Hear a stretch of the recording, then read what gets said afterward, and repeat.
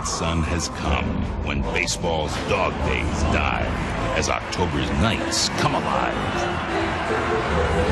Boys of summer salute the past and embrace the future with equal passion right here in fabled Yankee Stadium. It's a special time at a very special place, a place where legends live and where heroes are born with acts of bravery by the bat, where these modern men look to take their place, where youth reigned relentlessly and Gehrig's ghost graces these sacred grounds. They say this is a series, but sir, what it really is a war. A war so grand it could only be named the World Series. And through the generations, in this war, the Battle of Game 6 has always stood tall in baseball history. 1947.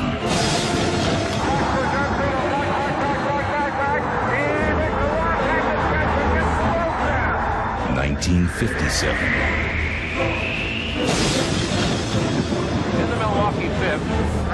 The leadoff batter works the count to 3-2 and then smashes the home run into the right field stand. Then, in 1975, the greatest game of this generation was played.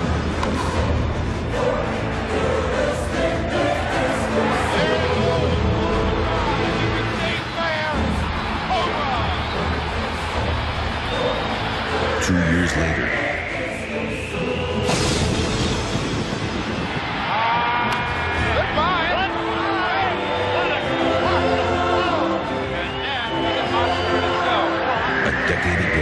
destiny lived across town. Little roller up along first, behind the bag. It gets through Buckner. Here comes Knight, and the Mets win it. 1993. Well hit down the left field line. The winners and still world champions, the Toronto Blue Jays. Then, last year,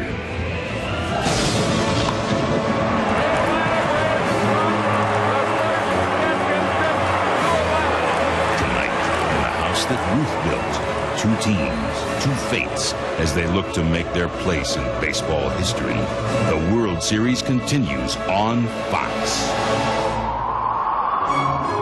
It is quite simply the biggest game held here at Yankee Stadium in nearly 2 decades. With a 3-2 lead in the 1996 World Series, the Yankees need only one more win to claim their first title since 1978.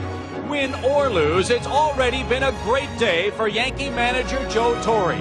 As you know, his brother Frank, a former Milwaukee Brave, yesterday received a heart transplant and will be watching Game 6 tonight from his New York hospital bed, 2.5 miles away from the stadium.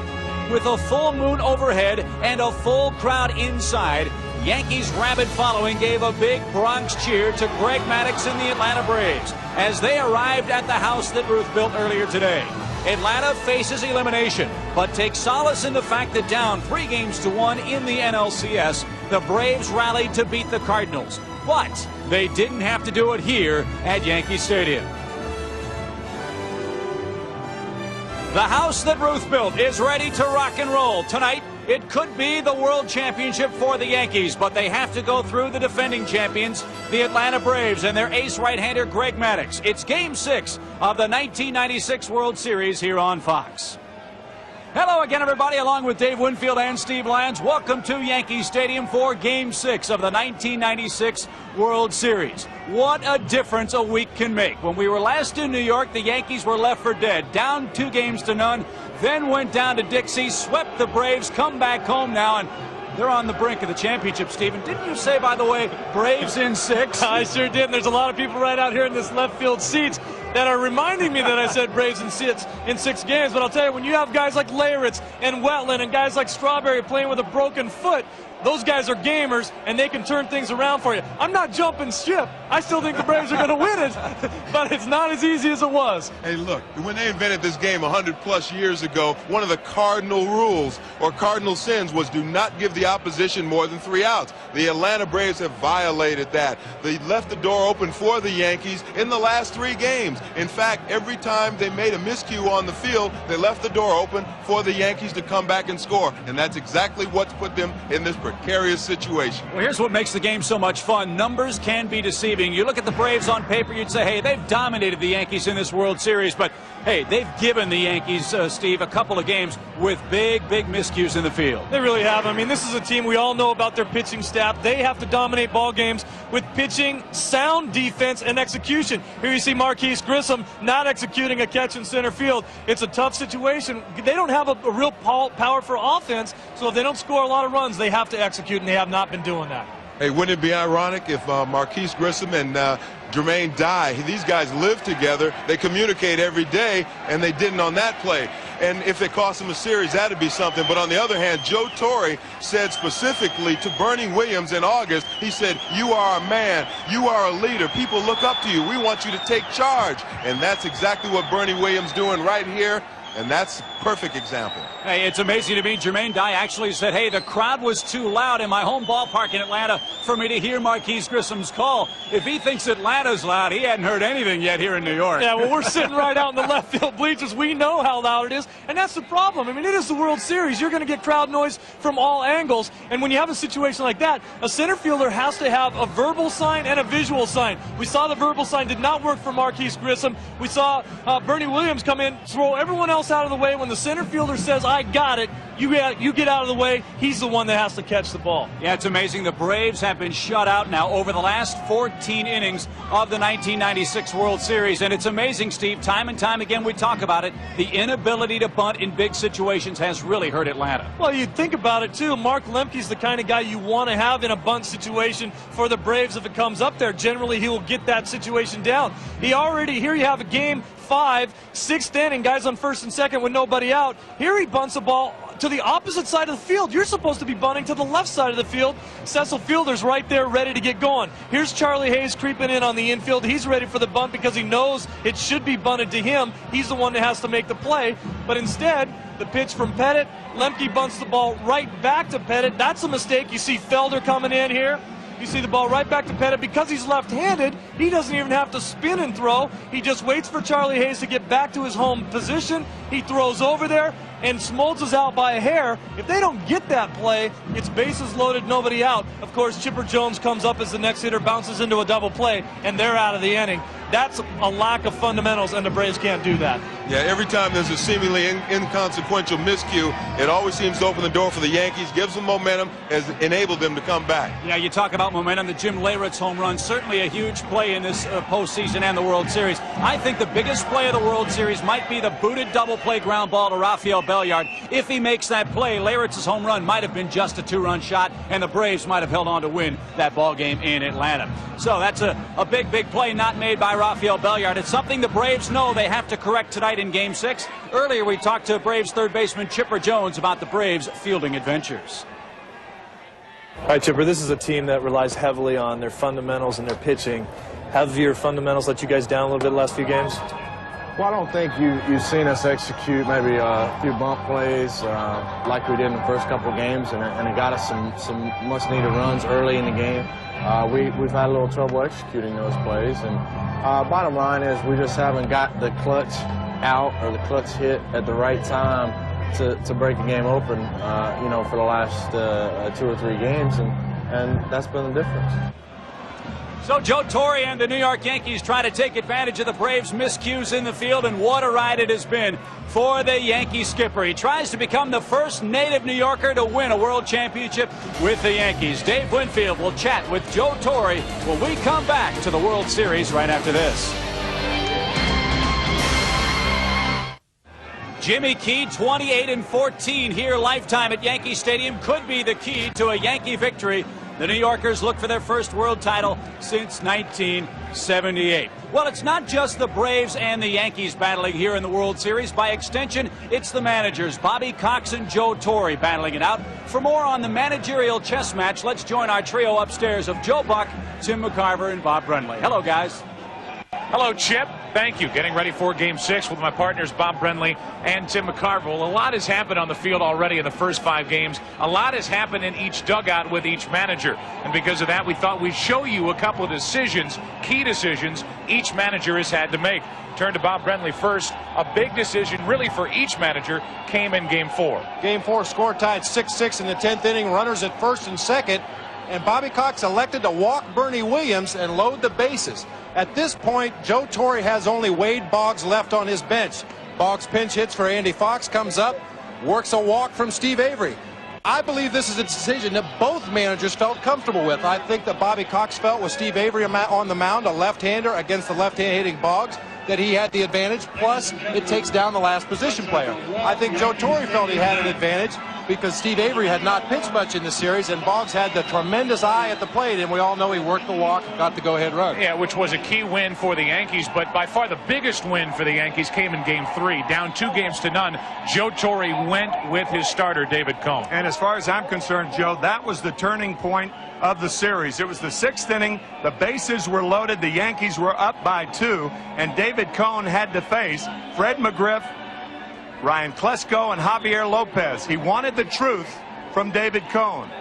David Cone telling us that what Joe Torre asked him simply was, you know the significance of this game, tell me the truth. He did. He allowed only 1 run, and of course the Yankees went on to win. They went on to win that game. They went on to sweep in Atlanta, so they have a 3-2 edge with 1 to go, maybe 2 to go here at Yankee Stadium. Right now, let's go back down to Chip. Okay, guys, from our trio upstairs to our trio out here in left field, Steve Lyons, Dave Winfield, and yours truly, Chip Carey. Dave, this is an amazing story, Joe Torre. The trials and tribulations of his family. He lost his brother Rocco during spring training, his brother Frank recuperating from heart transplant surgery. And for Joe Torre, 30-plus years in a baseball uniform, he's getting his first crack at a World Series this season. Well, I've known Joe Torre a long time as a player, a broadcaster, and a manager. When he lost his job in St. Louis, he was heartbroken, but he got another chance here in New York. He got a chance to come back to his city. He got great players on the field. Now, it's been an emotional roller coaster ride, and you can see it in his face when they won the ALCS.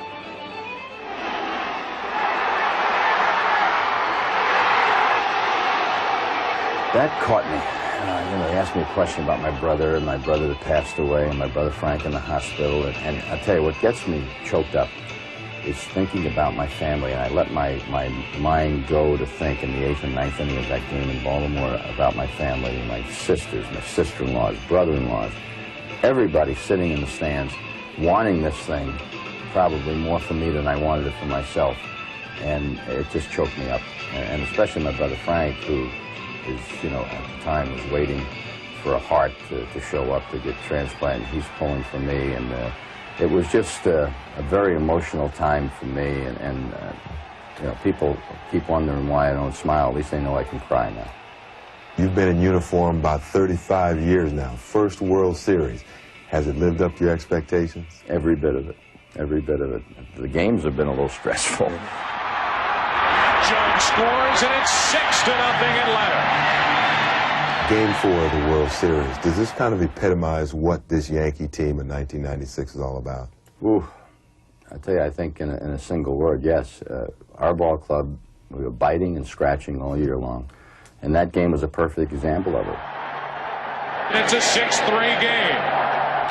To come back from a 6-run deficit against the Atlanta Braves, come back from a 3-run deficit against Mark Wallace. Back at the track, at the wall, we are tied. If that doesn't do something to your confidence, I don't know what will. 3-2 pitch. The Yankees take the lead. And this series is tied at 2 games apiece. Your family's been a baseball family, and Frank played professional baseball. Now, this year, have you talked more baseball with him? Oh, no question. Frank, he's tough. He throws around those compliments like they're manhole covers. I mean, it's not that easy to get one from him. We talk strategy a lot, and he'll say, what are you going to do with your lineup tonight? You know, give me a call tomorrow. What is it going to be? Right. Has it boosted his overall feeling, his confidence, just the way he feels? No question. A lot of people are paying attention to him now. It beats the heck out of just sitting there waiting for 3 months, and I think it's really taken a lot of the time off his mind as far as when is this thing going to happen, as far as getting this new heart. After 4.5 months on the waiting list, 64-year-old Frank Torre got the word at 4:30 this morning that a donor heart had become available. Wow. When I got a call, it was startling to me. First of all, I was tired. We had just flown in from Atlanta. And they say that we're going to take your brother down into surgery. And right away, you think of something negative. Oh, he's going to surgery. But then you realize this is what we've been waiting for 3 months. And we got excited about it. Of course, Frank, being a baseball person his whole life, picked the off day to do this. You know, he didn't want to interfere with the World Series. I thought it was wonderful timing.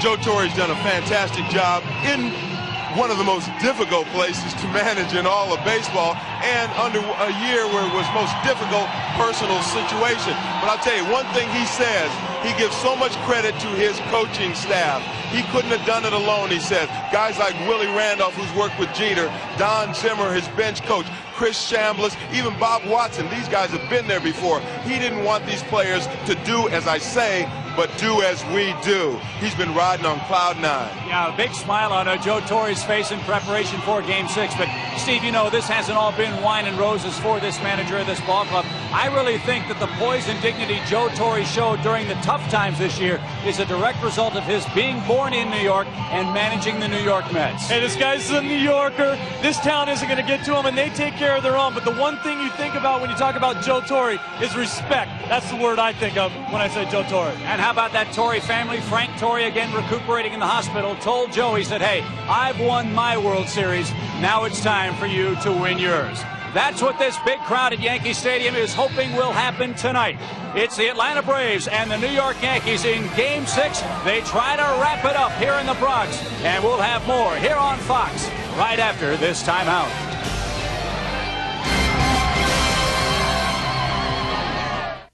Fox, the exclusive home of the 1996 World Series. The Bronx Bombers are ready, and so is a rabid crowd tonight here at Yankee Stadium in New York. Greg Maddux of the Atlanta Braves will try to stymie the New Yorkers' chance at the world title. Jimmy Key, a terrific pitcher here, will try to put the Yankees into the winner's circle for the first time since 1978. Speaking of the winner's circle, George Steinbrenner loves his Yankees and loves his racehorses as well. His horse, Acceptable, today raced in the Breeders' Cup Juvenile, mile and a 16th. Acceptable finished second in the horse race, something George Steinbrenner hopes his baseball team doesn't do in the next 2 ball games. We're just about ready for baseball. Now it's time to join Yankees PA announcer Bob Shepard. And now, ladies and gentlemen, will you please rise and direct your attention to the microphone behind home plate. Let's welcome 8-year-old singing sensation, the Yankees' own angel in the infield, Christina Lynn Skleros, who will sing our national anthem.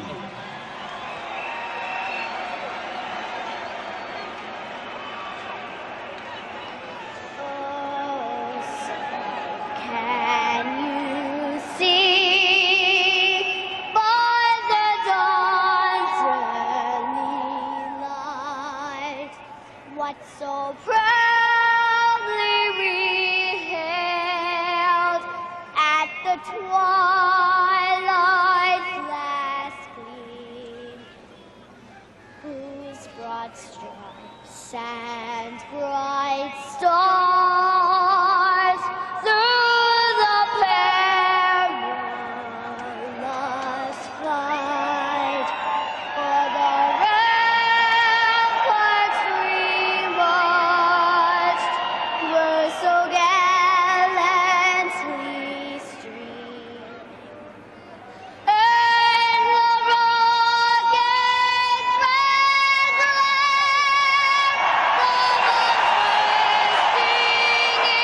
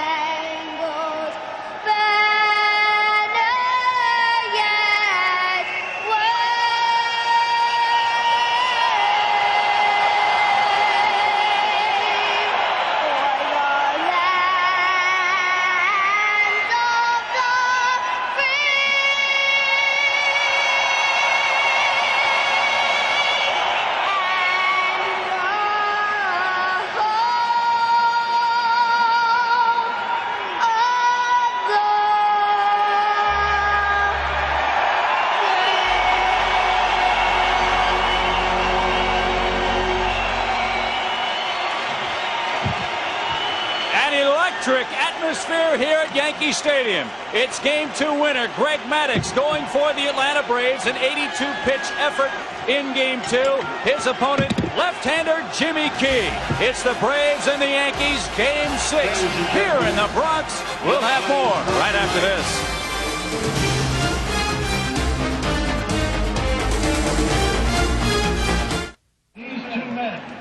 It's do or die time for the Atlanta Braves. We're just about ready for Game 6 here from Yankee Stadium. And with the call tonight is our trio of Joe Buck, Tim McCarver, and Bob Brenly. Hello, guys. Hello, Chip. All right, be honest. How many of you thought we'd be back here after the first 2 games at Yankee Stadium? Come on, be honest. Joe Buck along with Bob Brenly and Tim McCarver. The first 2 games did not go well for the Yankees here. Everybody wrote, it's a mismatch. Well, in Atlanta, it was to a certain degree as the Yankees come away with 3 wins. What's going on with his team? They've won all 8 on the road in the postseason. Well, maybe Andy Pettitte, Joe, said it best. He said, we get too hyped up when we play at Yankee Stadium. Maybe we better learn to tone it down, and perhaps they do. I mean, after all, they've played 14 postseason games. They're 2-4 at home and 8-0 on the road. And think of the 2 games that they've won at home. Second game of the divisional series against the Texas Rangers. Bottom of the 12th inning, first and second, nobody out, and they win the game. It was tied up to that point. They win it on a throwing error by Dean Palmer. Game 1 of the American League Championship Series, trailing 4-3. In the 8th inning, they need the assistance of 12-year-old Jeffrey Mayer to bend over, make the catch. It was ruled a home run, and Bernie Williams ends up winning the game in the 11th inning. As far as Greg Maddux is concerned tonight, Joe Torre telling his players, tone it down. Don't think. Use your instincts. Use your reactions. Don't try and outthink it. And you can talk about the Yankees all you want, but the Atlanta Braves have to be thrilled that Greg Maddux is ready to pitch in tonight's game. And for the Yankees, Joe Torre has to be thrilled to be able to run a guy like Jimmy Key out there. Well, actually, this is a rematch of Game 2 when Greg Maddux and John Smoltz, or rather Mark Wohlers, combined to shut down the Yankees. Excuse me. There's a key reason for that. If you look at these numbers right here, first pitch strikes. Greg Maddux, 24 first pitch strikes, pitching ahead in the count all night long. Jimmy Key falling behind in the count. Also, Jimmy Key gave up 3 leadoff hits to start innings. 2 of those guys scored.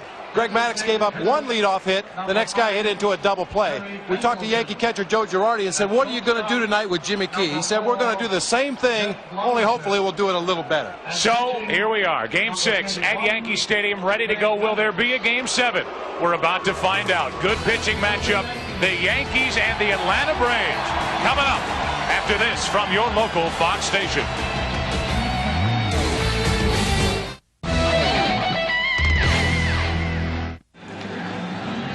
Well, we're glad you're with us on a Saturday night. It's Game 6 of the 1996 World Series. No, that's your answer.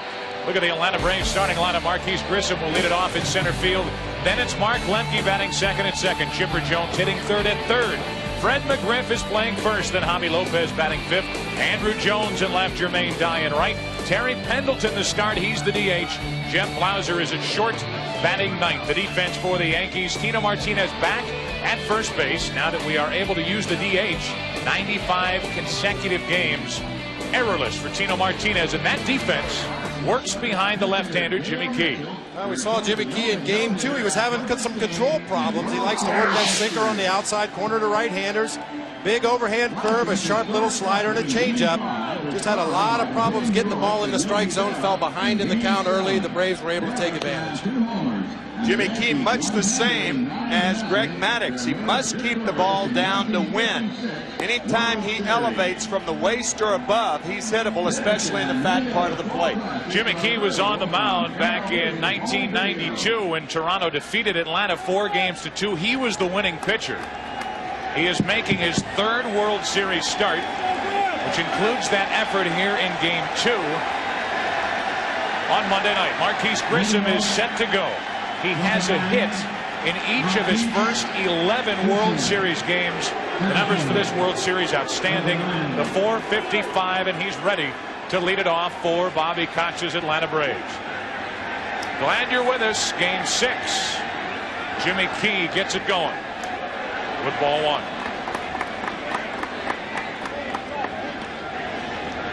A lot depends on home plate umpire Jerry Davis and whether he gives the outside pitch to Jimmy Key or not.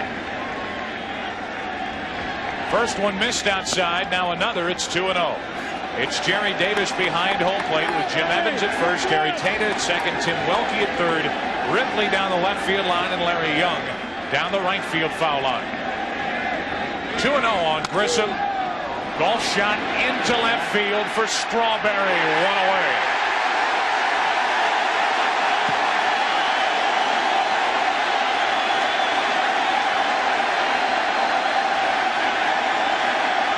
Did you ever think you'd be talking about Darryl Strawberry's defense in the World Series? He's come up with some big plays, a sinking, hooking line drive here. Once again, uses that great reach to make a nice sliding catch. There have been 3 or 4 instances where the defense from Strawberry, whether it's been in left field or right, has been eye-popping. There's a strike to Mark Lemke. The most memorable in the 1-0 game on Thursday night when he made the catch off Jeff Blauser late in the game to prevent extra bases. Leadoff man is gone for Atlanta. Now a breaking ball. Grounded to Jeter. 2 up, 2 down.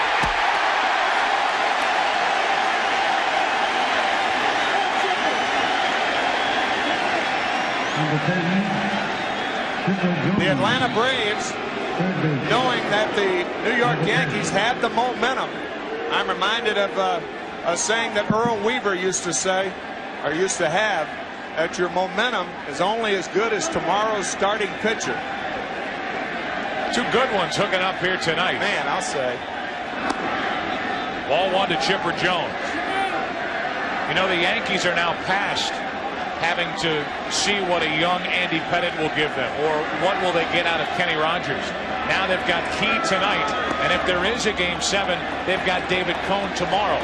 Meanwhile, the Braves, they have Maddox tonight, and if there is a Game 7, they have Glavine tomorrow.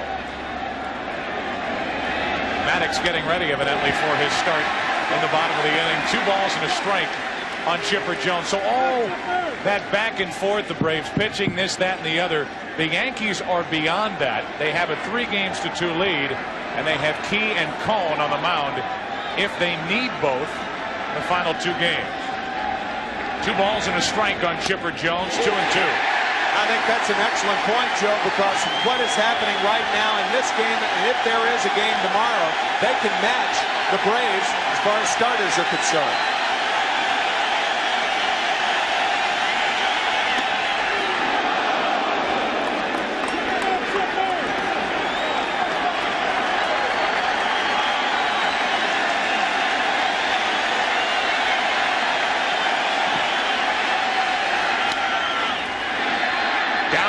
Field line, long run for O'Neill, inning over, and a much better start to Game 6 for Jimmy Key than Game 2. A half inning complete, no score. Bottom of the first inning at Yankees Stadium, no score. The Yankees come to bat. They'll lead it off with Derek Jeter at short.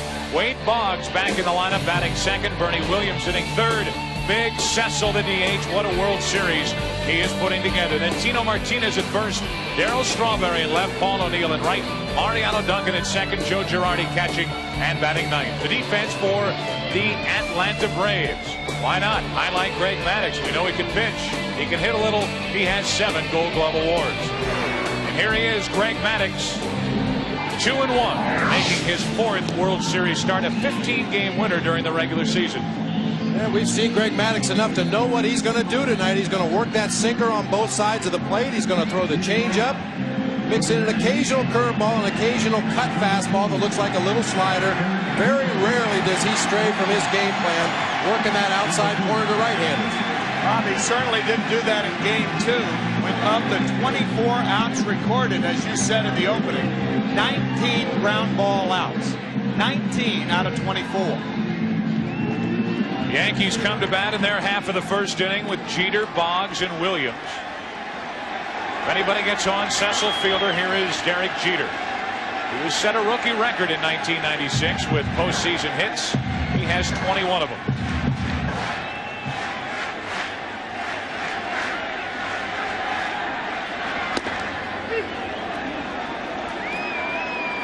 No surprise, first pitch, strike one.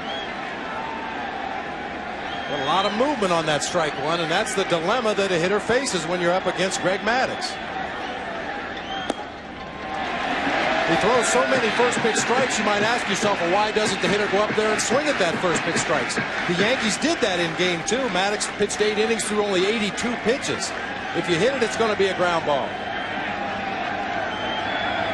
1 ball, 1 strike up the middle. Told you he has 7 Gold Glove awards, 1 away. He had 5 assists in game 2. Looked like a little slider on the outside part.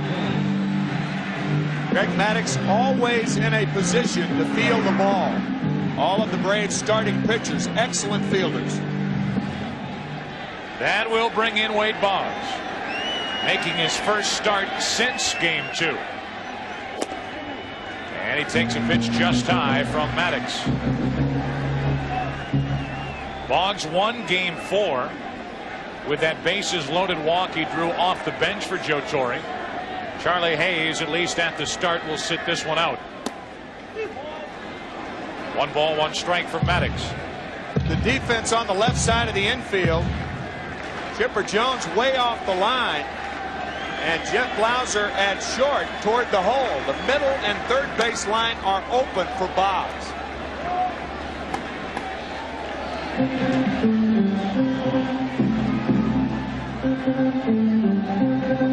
Well, we talked about Greg Maddux. He's going to throw any pitch to any location at any speed. Doesn't overpower hitters, but that great movement, particularly on the sinker and the changeup. Took care of Jeter on a comebacker. Now the 1-2 to Boggs, and he stays alive. You know, that middle point, that he doesn't have great velocity. What he has is what the hitters refer to as late pop. He may be throwing an 86-mile-an-hour fastball, but at the end, he has late movement, and that's one of the key ingredients of getting guys out. As Boggs set up, wouldn't chase, 2-2. Already you can see the Yankees getting a little better look at Maddux and maybe taking a pitch or 2 more than they did in game 2. Maddux threw only 82 pitches in that 8-inning effort. That's into right. Easy for Die, 2 out.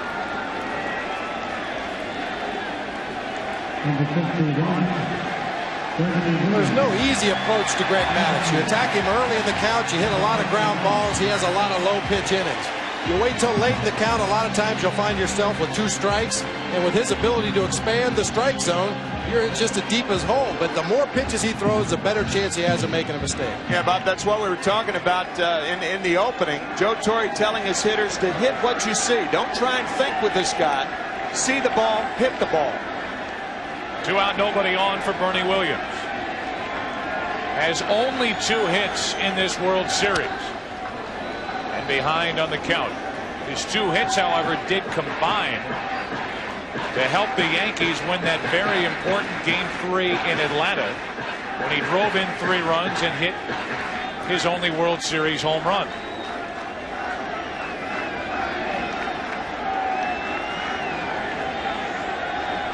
Nothing in 1, the count from Maddux. 1-1.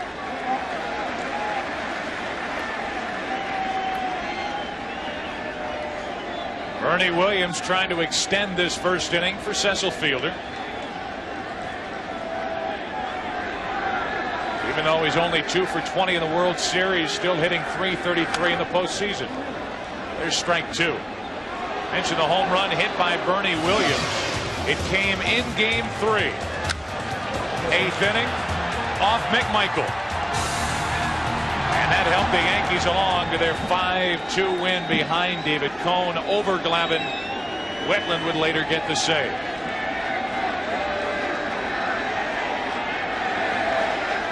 Cecil up next. Those hands go up. Pitch barely missed inside, 2-2. That's his strikeout pitch to left-handers. He tries to get the arms up. Ball tailing back over the inside corner. It just missed inside. Bob will see him come back in there. If Lopez moves inside, that's the pitch he throws with 2 strikes to Taylor.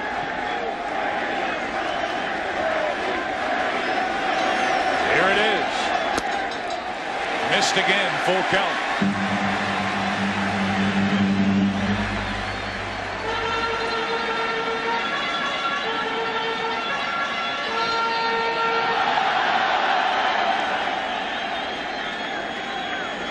Jeter bounced back to Maddox. Boggs fly to right.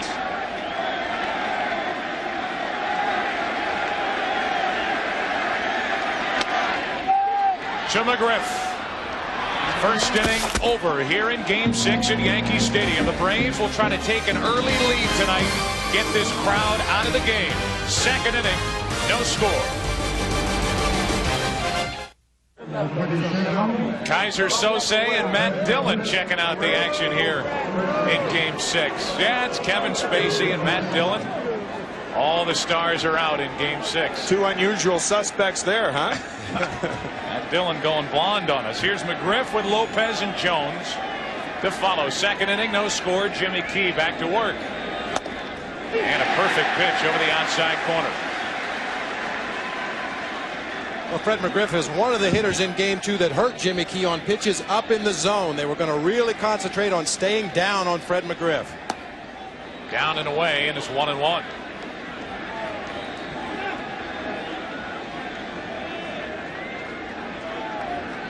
McGriff has had a very strong World Series. 6 hits, including 2 home runs. Comes up empty, 1-2.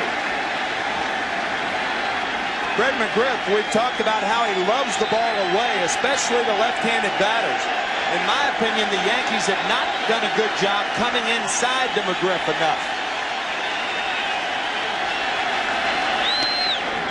2-2. You can see from McGriff's approach, he starts out well off the plate, particularly against left-handers, and then dives in towards the plate, looking to shoot a pitch to the opposite field. Up the middle. Jeter, what a play. 1 out.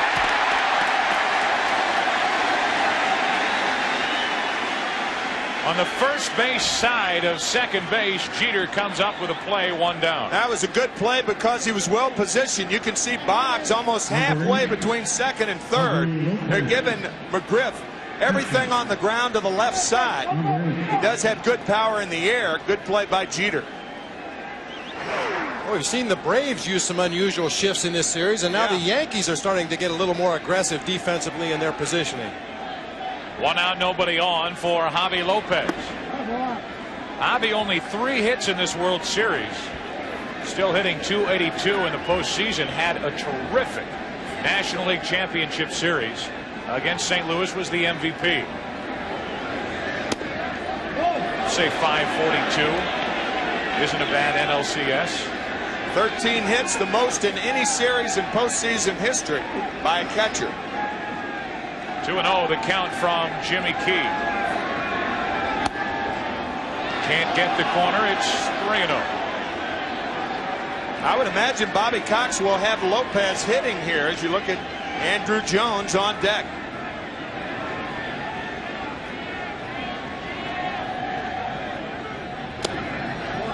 Never had a chance to swing. A 1-out walk. And the first base runner of the night belongs to Atlanta. Well, Jimmy Key kind of feeling around that outside corner, trying to find how far he can work off that corner and still get the strike call. He said he felt in Game 2 that it worked to Maddox's advantage to have a National League umpire behind the plate because they were familiar with the movement on Maddox's pitch. Terry Tata was working the plate in that game. Jerry Davis tonight behind the plate, a National League umpire. So 1 on, 1 out for Andrew Jones.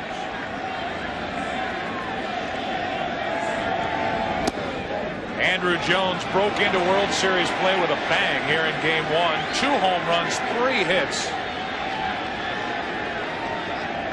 6 RBIs in this World Series.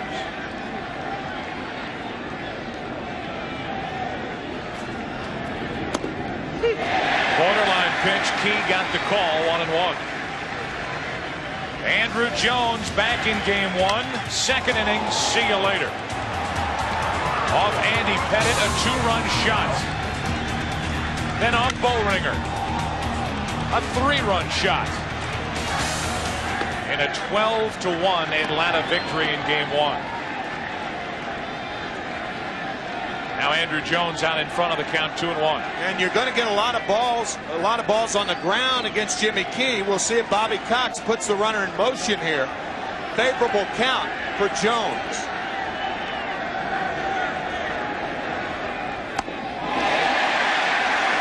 Change up, 2-2.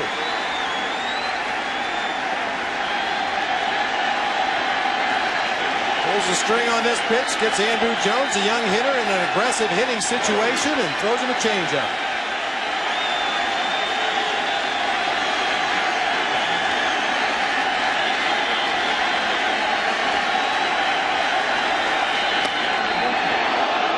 Full count as Key misses up and in. Jermaine Dye waits on deck. And again, Ryan Klesko is not in the starting lineup for Bobby Cox. Jimmy Key has a great pickoff move to first base. Bettered only probably by Andy Pettit in the American League. There's a look at it. Yeah, if you're the runner on first base, it's just like a hit and run. 3-2, a hit and run's the same thing. You must make sure the pitcher pitches. It's up to the hitter to put the ball in play.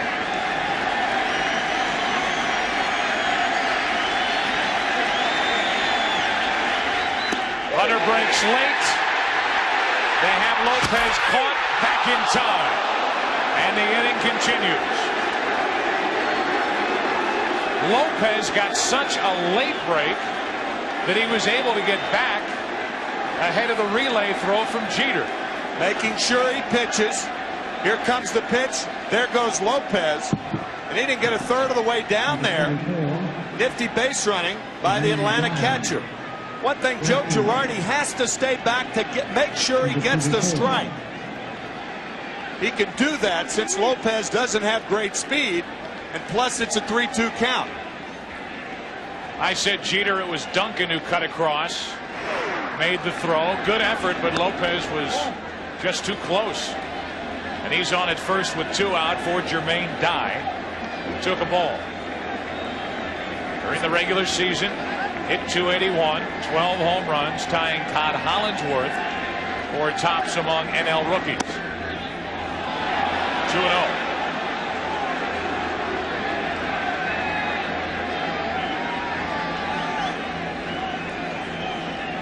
Trying to pitch around a 1-out walk to Javi Lopez.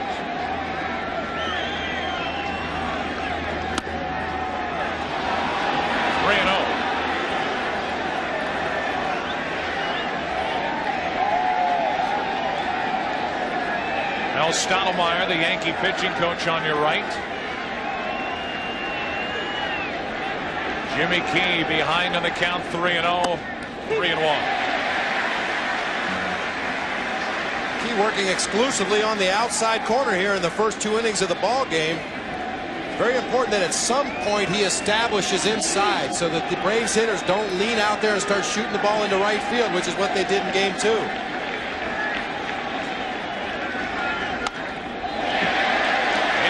Dugout, full count. Jimmy Key relies on his control, and you've seen him nibbling around that outside corner here early in the game. He changes speeds on all his pitches and usually makes up for the lost velocity with great command of his breaking balls. He's 3-2 on Jermaine Dye. Into right field, O'Neill is there. And after an inning and a half, game 6, Yankees looking for their 23rd World Championship. No score. Back at Yankee Stadium into the bottom of the 2nd inning. The Yankees went in order in the 1st. Greg Maddux back to work, no score. It will be fielder Martinez and Strawberry for New York.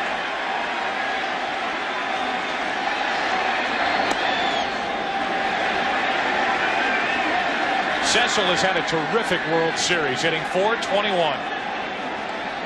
It's interesting that the Yankees are relying now every day on Cecil Fielder and Darryl Strawberry two players that came to this team in the second half of the season.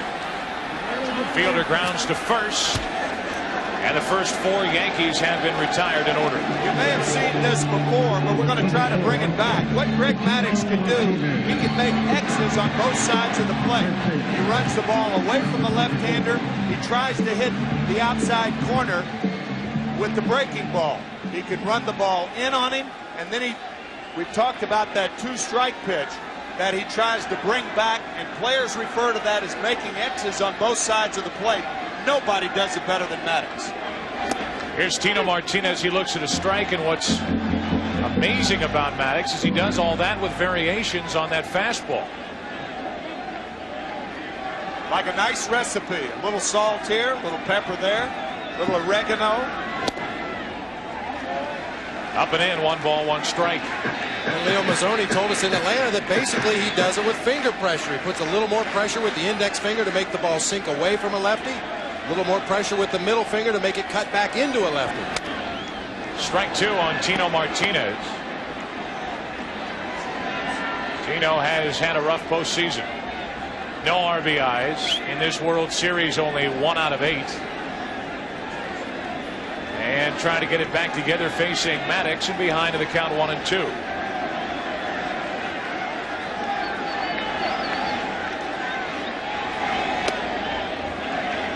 Two and two. He's missing inside with that tailing fastball.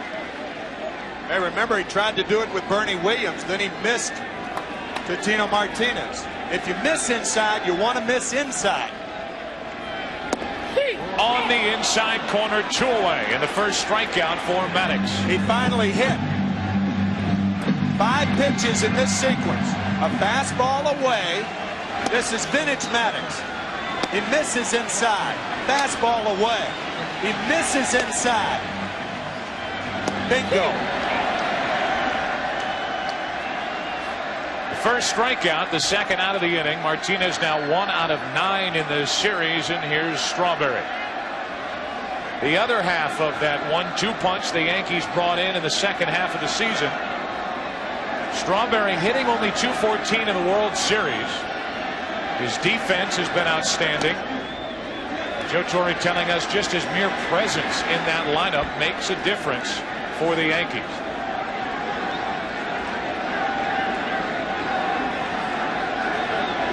Want to know the count? Dipping low and away, 1 ball, 1 strike. Bob Watson, George Steinbrenner, very instrumental in bringing Darryl Strawberry back to the Yankees. Joe Torre has done the job on the field. That is a manager trying to suppress a yawn. Hard hit right at McGriff. They had it played perfectly right down the line. And the second inning is history. No score after 2. Back to Yankee Stadium after this from your local Fox station. Well, these beautiful shots from above are brought to you by the Alta Vista on-site computing airship, doing business over the internet from wherever you are. Pilot is Captain Terry Dillard from Orlando, Florida. Cameraman is Nathan Crawford. They're up there doing business. Yeah. Just like Maddux and Key are doing down below. They're back to work. Jimmy Key ready to work the third inning. Delivers ball 1 to Terry Pendleton. Now 1-1. Pendleton has had a postseason he would like to forget. Only 1 out of 13 in the postseason. His 1 hit coming in the World Series. Mariano Duncan kicks it with a backhand. Can't recover. And we'll see how they rule it. They rule it an error. I don't think Duncan saw that ball right away. He got a very poor jump. Looked like it hit the heel of the glove. Nope, just closed the glove too quickly. And Pendleton beats it out. Duncan's not out there for his defense. He's the offensive player at second base. If the Yankees have a lead late in the game, you will see Luis Sojo replace him. So a leadoff error. And now the number 9 hitter, Jeff Blauser, digs in. Maybe bunting here. Excuse me, Joe. I was going to say another Atlanta Brave player who has not hit well. Runner is going. Pendleton never looked back, and he is the first out here in the third. I think that was a quasi pitch out. The reason Pendleton ran, it was the hit and run. So in lieu of the bunt, Bobby Cox elects to hit and run. It looked like either a quasi pitch out or a pitch out. Joe Girardi waiting until Derek Jeter gets over to cover the bag, and he throws out Pendleton easily.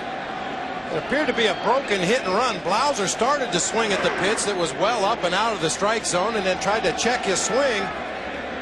Broken play. You see Terry Pendleton, if you can read lips, he said pitch out. It looked like a pitch out. Yeah, it did. Blauser started to go after it, then decided he wouldn't offer it the pitch, and Pendleton was an easy out. You could see Girardi double pump before he got rid of it, and Pendleton was out by plenty. So an error, but Pendleton erased running the bases. And now a 3-0 count on Blauser. In a running situation, some pitchers and catchers would prefer, instead of pitching out, just throw the ball up and away. Give the catcher a good shot at the runner in case he's running. And that appeared to be what Girardi was doing because he got outside late. So he sets up outside. He gets out there late. If it was a pitch out, it was an odd one. Now Blauser trying to shoot the gap in right center. Bernie Williams can't get to it. Up against the wall, and it's a one-out double for Blauser. So the Braves lose Pendleton on the bases, and on a 3-1 pitch, Blauser shoots the gap in right center. McKee continues to work that outside corner, has yet to come inside on a right-handed hitter. Blauser gets a pitch down and out over the plate. A lot of room in the gaps here at Yankee Stadium. 385 to right center, 399 to left center. Even Bernie Williams can't catch up with that ball. So for Blauser, only his third hit in this World Series. He's at second, one out for Grissom. And Marquise out in front, strike one.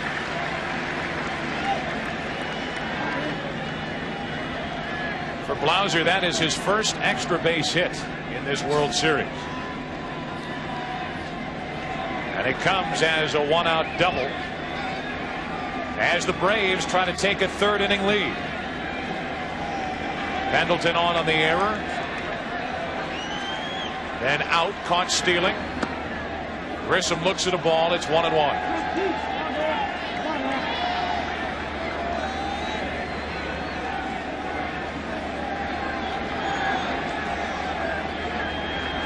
Who else would the Braves rather have at the plate than Marquise Grissom? 10 out of 23 in this World Series. Getting a good look at pitches that barely missed. 2-1.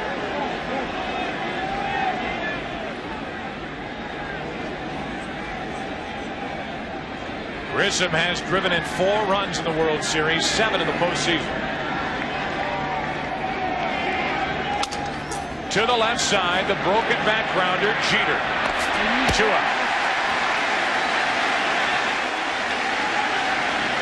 That seems to be the equalizer, Bob, that he's going with tonight, the breaking ball instead of the fastball inside. And that's a very effective pitch, particularly when you're behind in the count a lot. If you can throw this curveball for a strike, which Jimmy Key does on a 2-1 count, no way a hitter can be looking for a breaking ball. So the runner at second, 2 out, and it's up to Lemke. Batting right-handed, he takes ball 1. Mark grounded out to short his first time up. 6 out of 22 in this World Series.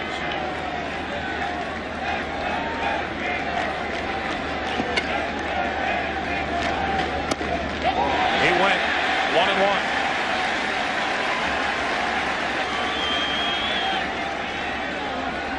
Well, the Braves hitters are getting a dose of the medicine that is dealt on other teams. Away, away, away. Yeah. Lemke has come up with one big hit after another for the Braves. Here he pops it up. Into right center for Bernie Williams. An error, a double. No run scoring for Atlanta. Bottom of the third inning, Yankee Stadium, no score. We get into the bottom of the third inning here at Yankee Stadium. No score. This copyrighted telecast is presented by authority of the Office of the Commissioner of Baseball and may not be reproduced, retransmitted in any form without express written consent. Joe Buck, along with Bob Brenly, Tim McCarver, our producer John Filippelli, director Bill Webb. Happy to have you with us on a Saturday night. There's a strike to Paul O'Neill.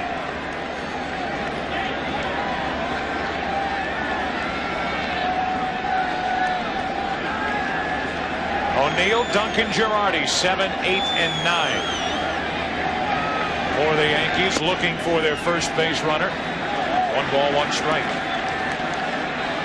Paul O'Neill with that bad hamstring. There is no doubt that affects him at the plate. He is only 1 out of 9 in this World Series.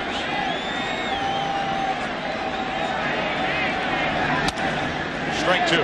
He made the great running catch on the ball hit by Luis Poloni to end the game the other night, and then limped all the way back into the Yankee dugout. And things don't seem to hurt quite as bad this time of year until the game's over. And Paul O'Neill with that very unusual tapping of the right foot. Very unusual timing device. Check it out right there. Check his right foot out. Checked his swing, 2-2. You're talking about a guy who hit .302 during the regular season, but as the year has progressed and his hamstring injury has worsened, he has really struggled at home plate. Only 6 hits in the entire postseason. Down the right field line, curling into the corner. Extra bases for O'Neill. Bad hamstring and all. It's a leadoff double.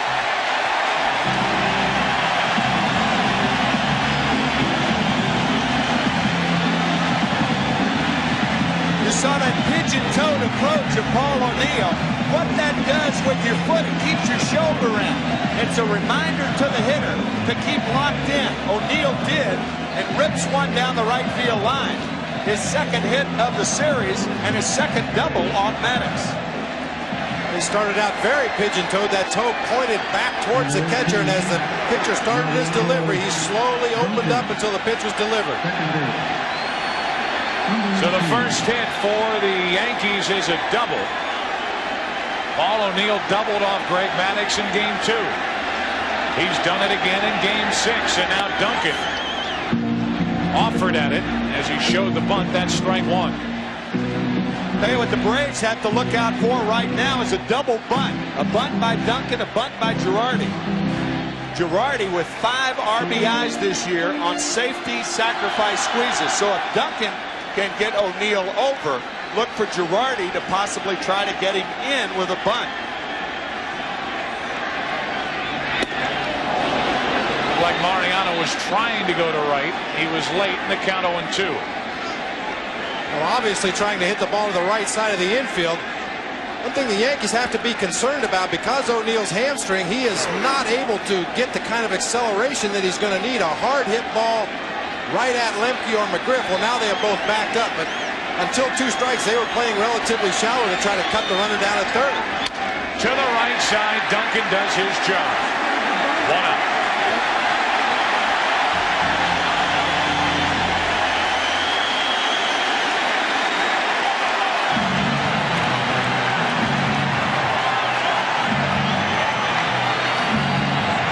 Well, what a terrific job by Mariano Duncan to move O'Neill to third on a ground ball the other way on an 0-2 pitch. Now Girardi. Infield is in for the play at the plate.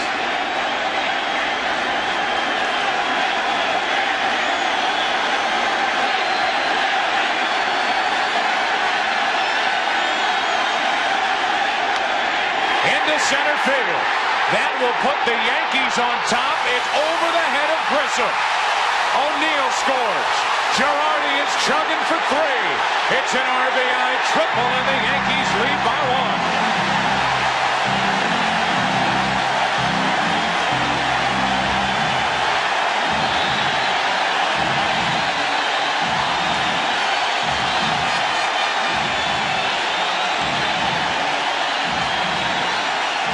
Girardi gets a pitch up in the strike zone. Marquise Grissom playing a very shallow center field, and he just drives it over his head. One of the few mistakes you'll see Greg Maddux make up high in the strike zone, and Girardi wasn't about to let it pass.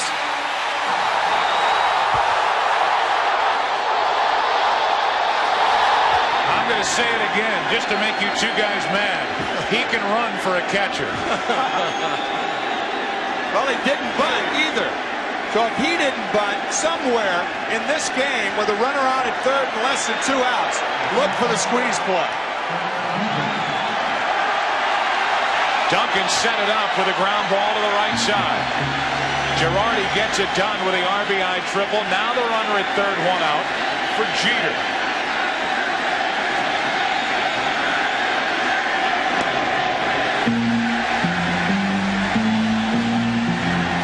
So the Yankees have done in 2 1/3 innings what they couldn't do in 8 against Greg Maddux in Game 2, and that is dent home plate.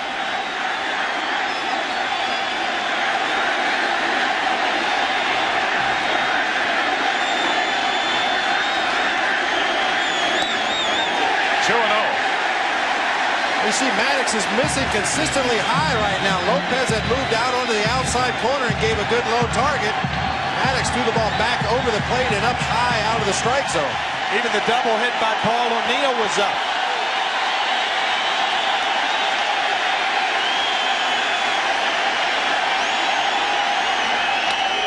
Base hit, 2-0 New York.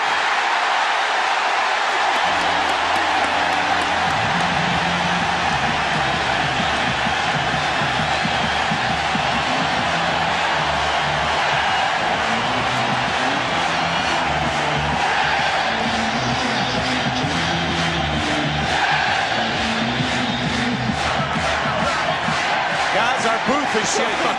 I think the whole city is shaking. Woo.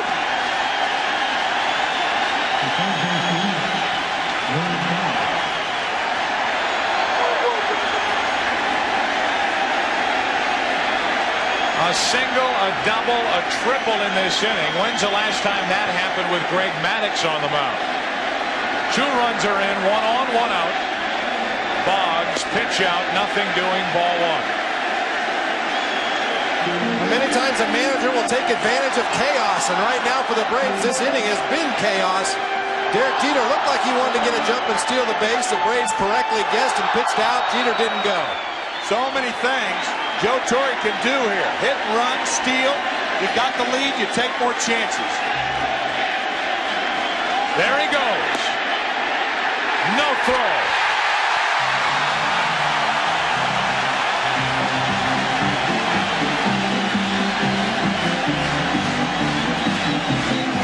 Maddux gave up 21 stolen bases in 26 attempts against him this year. Jeter with a tremendous jump. Doesn't even draw a throw from Javi Lopez. Now a base hit can mean another Yankee run. Runner at second, 1 out. And a 2-0 count on Boggs.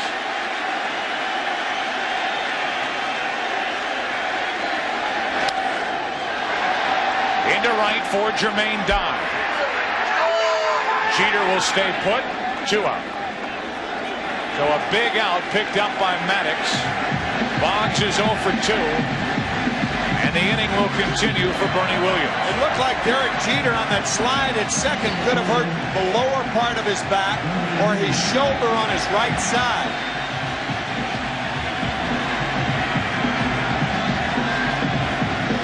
Been trying to stretch out ever since.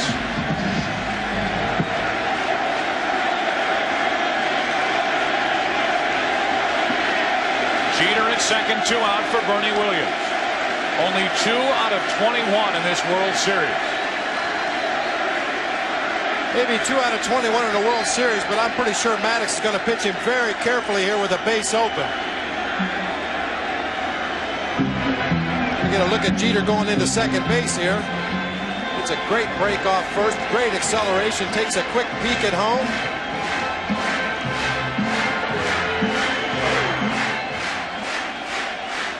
Looked like when he put his right arm down, when he slid, he could have jammed his shoulder, pulled the muscle the right side of his back. He's at second, 2 out. Bernie Williams at the plate. Into right center, base hit. Here comes Jeter. The throw is no good. 3-0 New York.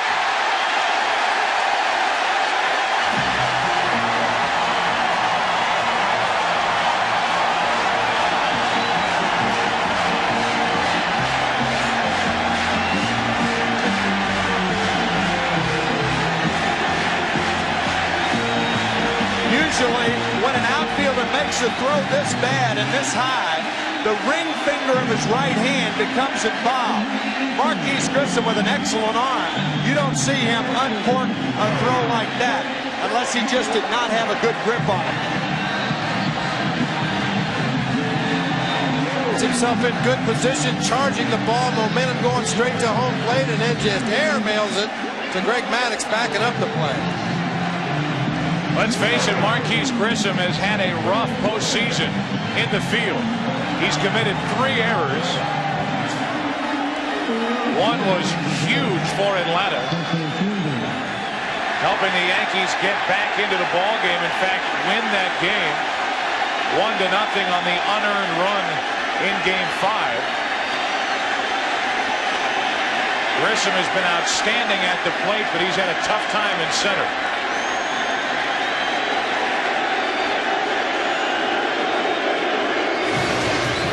In Game 5, Marquise Grissom in right center. And to his defense, Jermaine Dye, there's no doubt, got in his way and was definitely in his vision as he dropped that ball in right center. The error went to Grissom, and the unearned run scored. It was the only run of the night on Thursday night. Driven in by the man at the plate, Cecil Fielder. Runner at second, Williams, 2 out.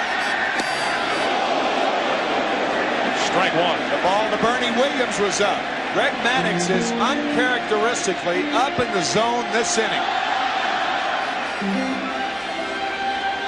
Fortunately for him on that pitch, it was so high that Cecil couldn't catch up to it, but that's not a trend that Bobby Cox enjoys seeing very much.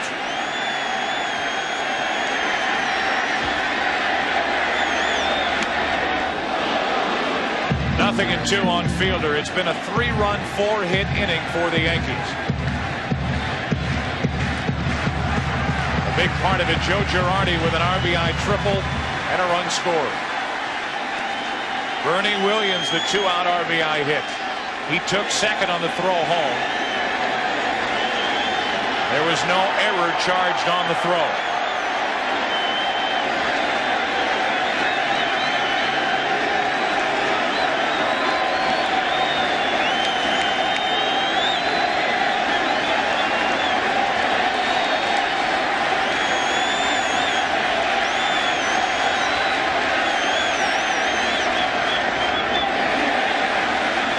Two on Fielder.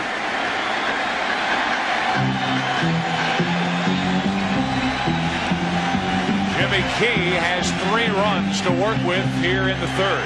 And he may have only 3 more innings to work with because Joe Torre has a very healthy Mariano Rivera, an arrested Rivera. He may be going back to that 6-2-1 formula.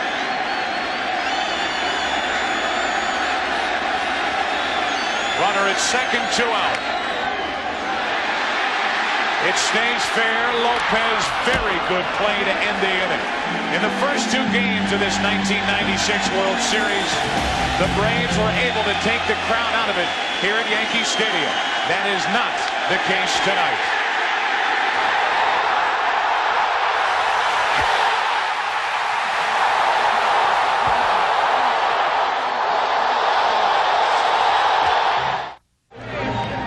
Evidently something happening to Mariano Duncan during that bottom of the 3rd inning. He heads out. And we're going to need a new second baseman. Maybe Billy Crystal play second base for the Yankees. He'd love that. Guarantee you. Not so sure Joe Torre would like it very much, but Billy would dig it. So we're going to get an early look at Luis Sojo, and we will pass along exactly what happened to Mariano Duncan, who had a big at bat in that 3-run third inning. Sojo takes over. He's normally slated for later in the game as a defensive replacement you talked about earlier. And now here's Sojo on in the 4th inning. Evidently, when the Yankees went back out, while Key was warming up and the infielders were taking their ground balls and throws, he was hit in the mouth by a ball. That's the early word we get, and that's why Duncan has to leave here in Game 6. So mark Luis Sojo down on your scorecard, batting 8th, playing second base. And Mariano Duncan finished for the rest of the night. Looked like Chipper Jones might have asked Joe Girardi what happened. They were trying to figure out themselves what happened with Mariano Duncan.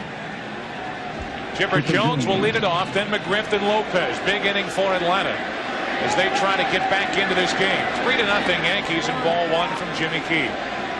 It's a huge inning for Jimmy Key and the Yankees. If you can put up a 0 after your team has scored some runs, it goes a long way towards keeping your team mentally in the ball game.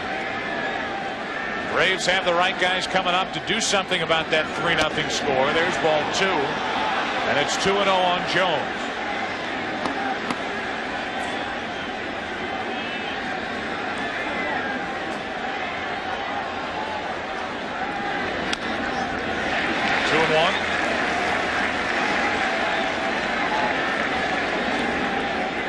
Once again, Jimmy Key staying away. A very defensive swing on a 2-0 count from a very good hitter.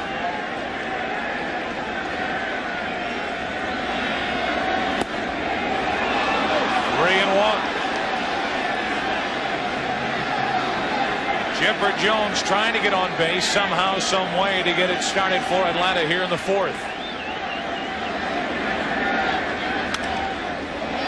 Into left center field, not well hit. Strawberry there, 1 away.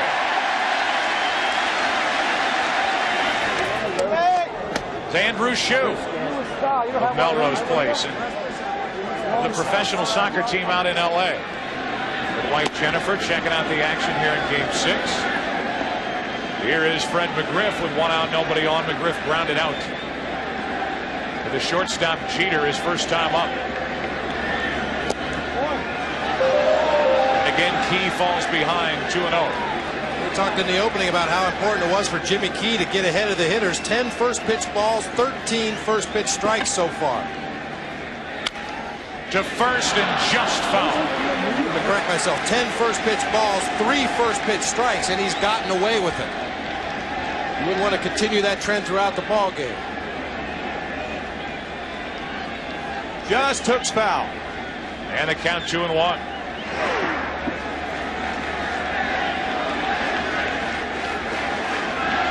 out, nobody on. McGriff pops it up. He'll get back and out of play. And it's a 2-2 count.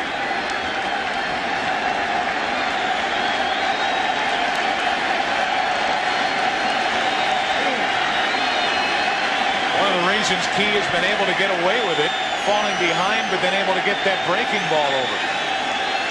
That's how he got Grissom with a runner at second last inning. Now the 2-2 to McGriff.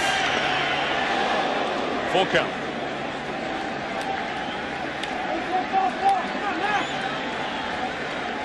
Javier Lopez waits on deck.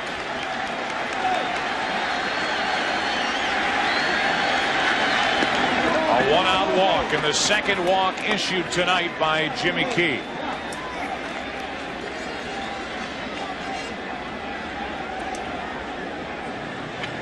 He walked Lopez back in the second. He walks McGriff with 1 out here in the 4th. And it's 1 on, 1 out for Javi Lopez.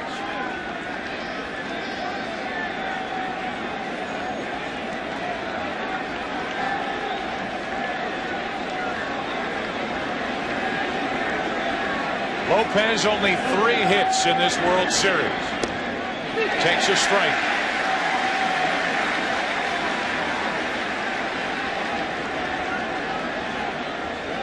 Only one RBI.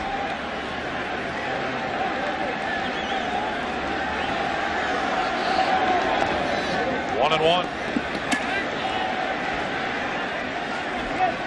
Javi Lopez, a dead low ball hitter. You see the bright red across the bottom. That's where he really likes the ball. Hot, hot. He will hit hanging breaking balls in that blue zone occasionally, but he likes the ball down around the knees. 1 on, 1 out, 1 and 1 from Key. 2 and 1. Most low ball hitters are good breaking ball hitters because most breaking balls, to be effective, have to be down in the zone. 3-0 Yankees here in the 4th inning. To the right side, a base hit, a walk and a hit. And the Braves have a rally cooking here in the 4th inning.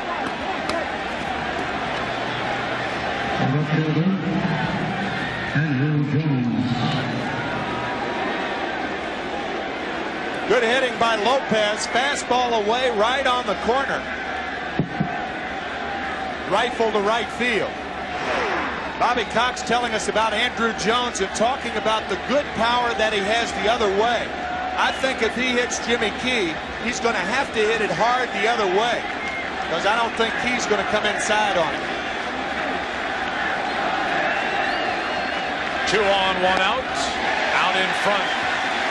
Strike 1. He has been able to fool Andrew Jones with a couple of changeups, and he does it for strike 1. 2 men aboard here in the 4th inning. Struck him out in the 2nd inning with a very good changeup down low and away. Really planting the seed in Andrew Jones' mind about that changeup.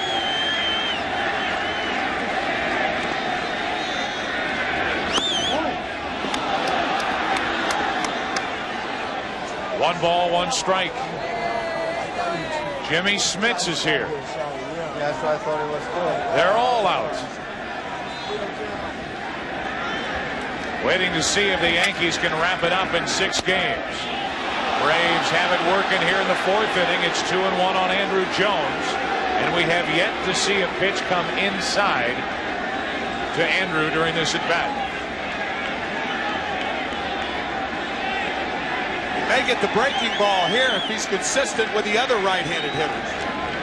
Nope. To the right side, headed for foul territory, and out of play. 2 and 2. You know, in Jimmy Key's defense, he is missing the strike zone, but not by very much. Throughout this World Series, we've seen a lot of those pitches just off the corner called strikes. Jerry Davis not going way out there off the corner.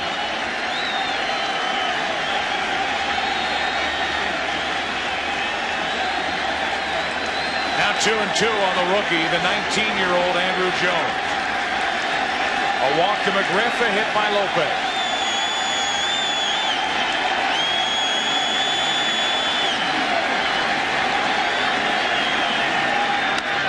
Into right field. O'Neill can't get there in time, and that will load the bases.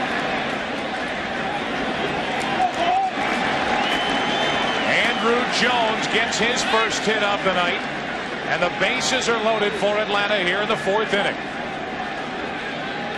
It was the breaking ball. He finally got it, and he hits it hard in front of Paul O'Neill. O'Neill does keep it in front of him, and McGriff had to hold at second base. Lopez at first, so naturally nobody scores.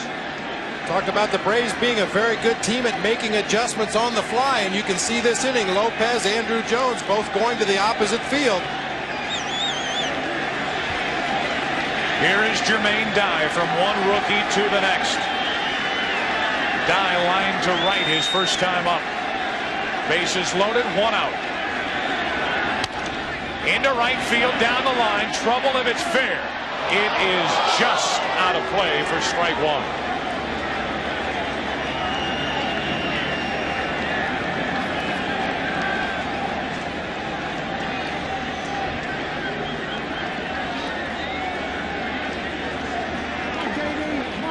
Got to give Bobby Cox credit for being patient. He stayed with these rookies throughout, especially against left-handed pitching. They're back-to-back in his lineup tonight. Andrew Jones got a hit to load the bases. Now the 0-1 to Jermaine Dye. 1-1. Well, finally, Jimmy Key does come inside. Really needs to do that to establish in there, not necessarily for a strike, but just like he does right here to keep Jermaine Dye and the rest of the Braves hitters from reaching out and poking that ball into right field. Can't catch the corner. 2-1. Our Fox box, top left-hand corner of your screen. The bases loaded with Braves, McGriff, Lopez, and Jones. One out in the inning, and Jermaine Dye ahead in the count. 2-1. 3-1.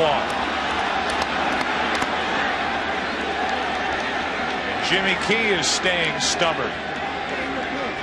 Borrowing from Tommy Clavin's theory of staying stubborn.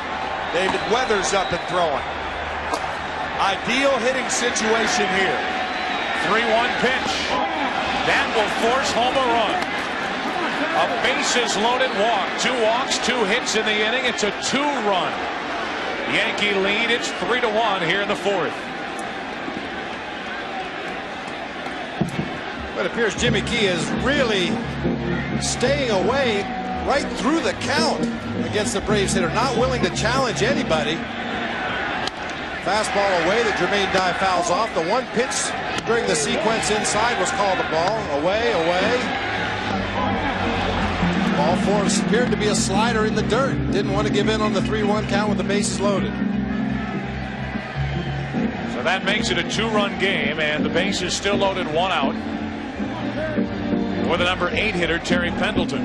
And again, it's an ideal hitting situation because a guy who is missing consistently outside, if he doesn't continue to stay stubborn like he has done, what he's going to do, he's going to make the adjustment over the middle of the plate. Throughout his career, Pendleton has been outstanding with the bases loaded. He pops it foul. Strike 1. Lopez, the runner at third. He has a hit in the inning, as does Andrew Jones. Jermaine Dye, the bases loaded, RBI walk.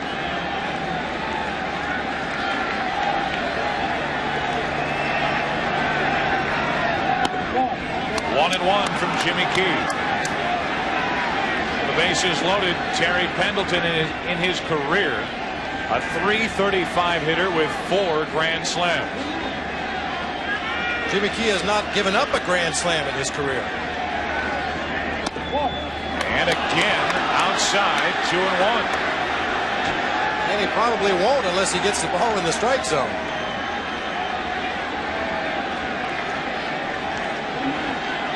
Al Stottlemyre watching Key on 2-1, miss again outside. It's 3-1.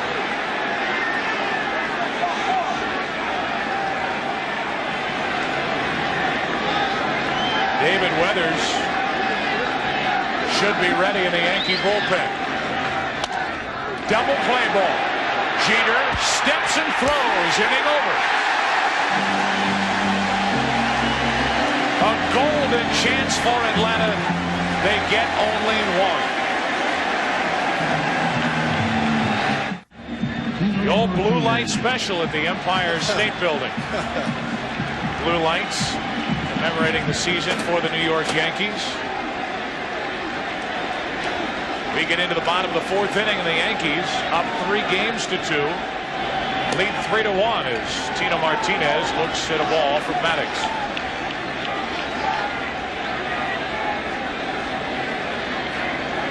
1 out of 9 so far for Martinez as he pops it foul.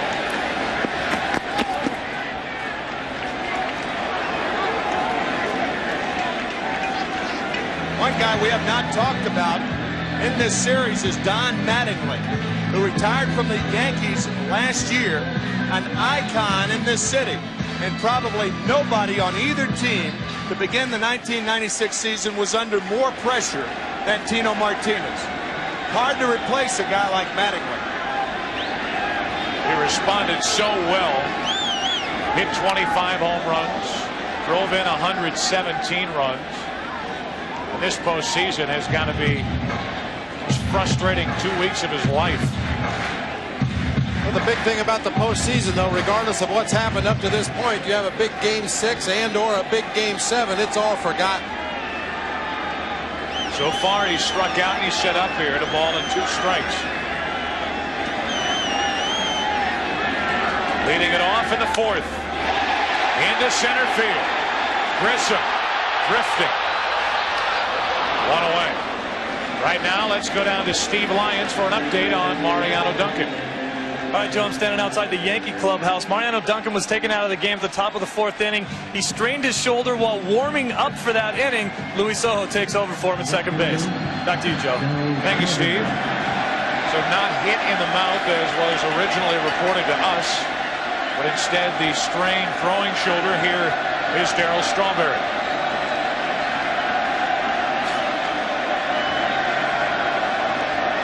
Grounded out to first, his first time up, and he takes a ball from Maddox. There's that little cut fastball, almost like a little baby slider. Usually after he throws that, he comes back with the sinker inside off the plate.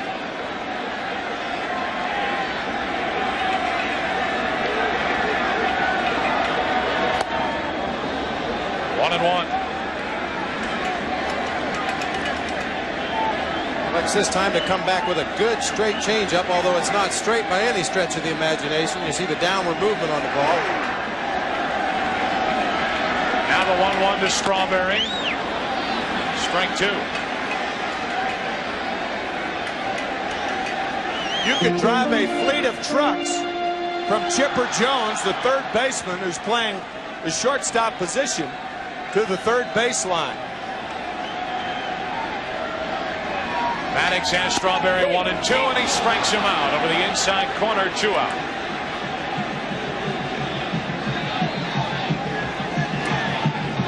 Maddox first pitch, little cut fastball inside just off the corner, comes back with the changeup to get the swinging strike. Sinking fastball, sinking fastball. 2 strikeouts tonight for Maddox. 2 out, nobody on in the 4th inning. And here is Paul O'Neill. O'Neill has only 2 hits in the World Series. He has 2 doubles against Maddox. Lemke has plenty of time, and the Yankees go in order in the 4th. After the first 4 in Game 6, Yankees trying to wrap it up. They lead by 2. Atlanta trails by 2 after the first 4 innings here in Game 6. It will be the number 9 hitter Blauser, then back to the top of the lineup. Grissom and Lemke against Jimmy Key. Ball 1 from Key to Blauser, who doubled his first time up. Big scoring chance for the Braves in the 4th inning. They had scored 1, had the bases loaded, 1 out, and a 3-1 count on Pendleton. Grounded into the easy inning-ending 6-3 double play. And what could have been overlooked is in the 3rd inning, Pendleton on an error. And then Joe Girardi appeared to have pitched out. It was an odd pitch out, but he was nailed at second base before the Blauser double. 2-0 on Blauser here in the 5th inning. There's a strike, 2-1.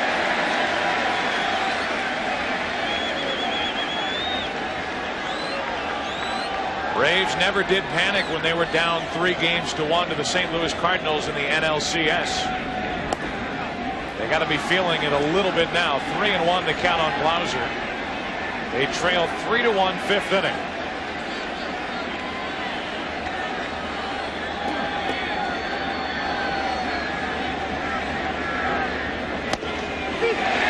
Full count.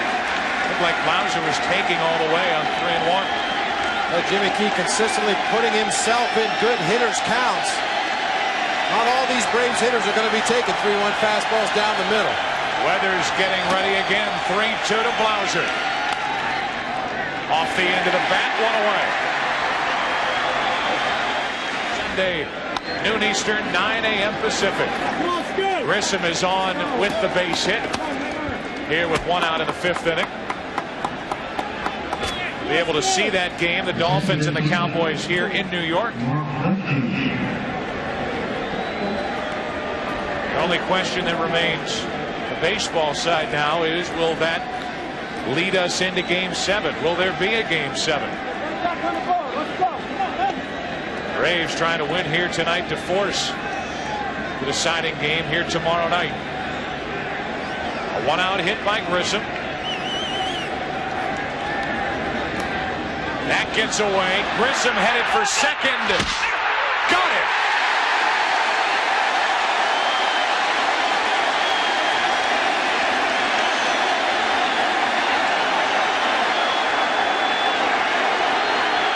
It was a great play by Joe Girardi, but I think Marquise Grissom was safe at second base. Matter of fact, I don't even think it was close. Looked like a high tag, and it looked like his foot was on the bag. Trying to be restrained there by first base umpire Jim Evans. Pat Corrales, the first base coach. We'll have to see it again, but the way I saw it, the tag was high, the foot was in there, didn't look like he was out. Great athletic play by Joe Girardi as his right foot slides out from under him as he makes the throw, still gets it on target, obviously safe at second base. A bad call right there. Straight in slide. Unless he tagged him in his left arm going down.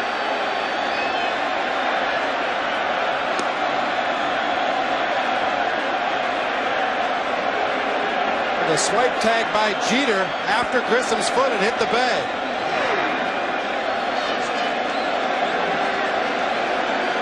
Amazing that Girardi could make it even close. Yeah, it was. Off his back foot.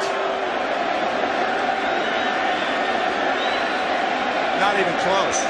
Not even close. He's safe easy. The only question was maybe if Jeter had tagged Grissom on his left arm as he put it up to start his slide, but you could see, and now Cox has been ejected. And he's going to get into it with a third base umpire, Tim Welke, who he has had problems with this entire series. Welke, you may recall, was the right field umpire that obstructed Jermaine Dye's attempt to catch a foul ball that led to a big inning. In the fourth game. That followed the game the prior night when Andrew Jones was called out on a 3-2 pitch that looked well outside, and Tim Welke rung up Andrew Jones, which started the little history we have going on here.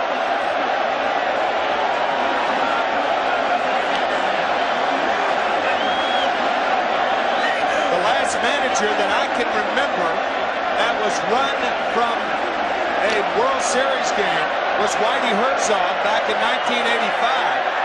In Game 7.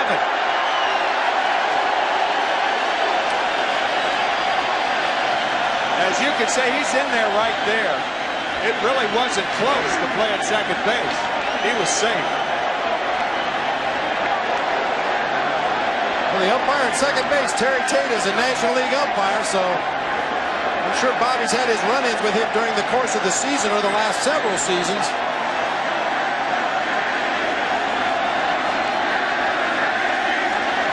But it was Welke who ejected it. As Cox was walking by, who knows what was said. But it was Welke who bounced it. Now Lemke flies to center. So after the long layoff, Key throws one pitch in the top of the fifth inning is history. Yankees bat, they lead by 2. We get into the bottom of the fifth inning here in Yankee Stadium. Tonight's aerial shots being provided by the Alta Vista on-site computing airship, demonstrating that business can be done over the internet from anywhere, even from 1,000 feet over Yankee Stadium. That's what's going on up above. What's going on down below. The Yankees out in front by 2, and Bobby Cox has been ejected. There was no doubt Cox had his reasons for his argument. Replays clearly showing that Grissom was safe. Got into it with a second base umpire, Terry Tatum, as he walked off. May have said something, may not have said something to Tim Welke, who bounced Cox out of this game. Jimmy Williams, a third base coach.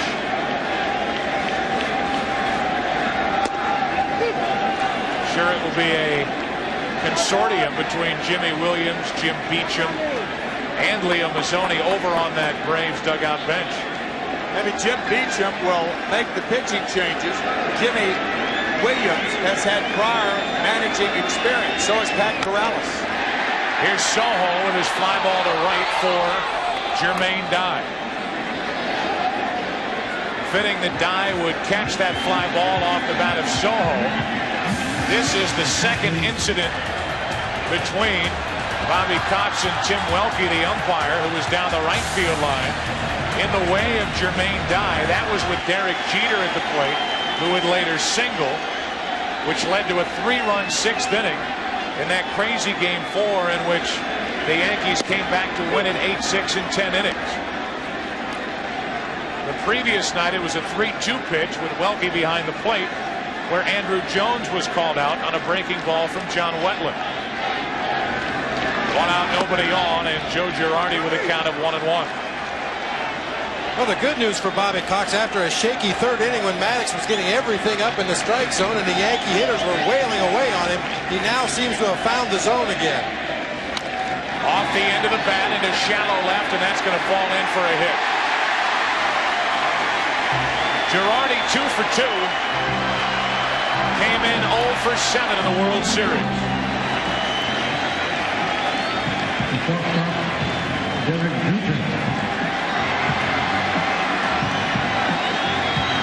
Tim, you're right about the last manager being ejected from a series game. Whitey Herzog in Game 7, the 1985 World Series with Kansas City. Bobby Cox is now the 6th manager to be ejected from a series game. 1 on, 1 out for Derek Jeter, who combined with Girardi in that 3-run 3rd inning for the Yankees. Jeter an RBI single, a stolen base, and a run scored. And again, a running situation right here.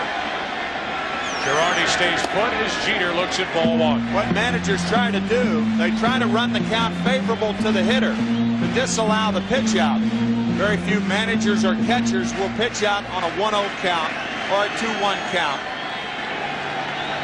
Girardi a fast runner, Jeter a contact hitter. And a check on Girardi. Coming up in the 9th inning, Tim, Bob and I will award today's Chevrolet Player of the Game.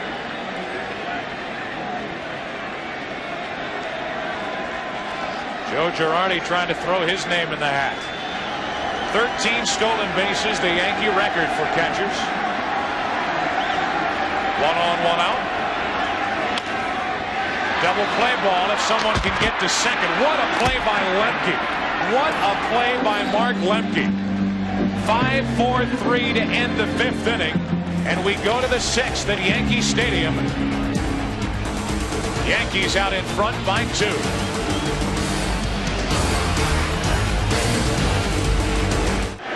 This is why this was a spectacular play by Mark Lemke, because of the distance he had to cover on a ball that was hit hard to Chipper Jones with 2 guys who could run, one that hit it and one that was on first.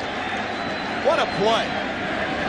5-4-3 double play ends the 5th, and now Jimmy Key back to work in the 6th inning with the Yankees out in front 3-1. Chipper Jones leads it off, and McGriff and Lopez. 1 ball, 1 strike.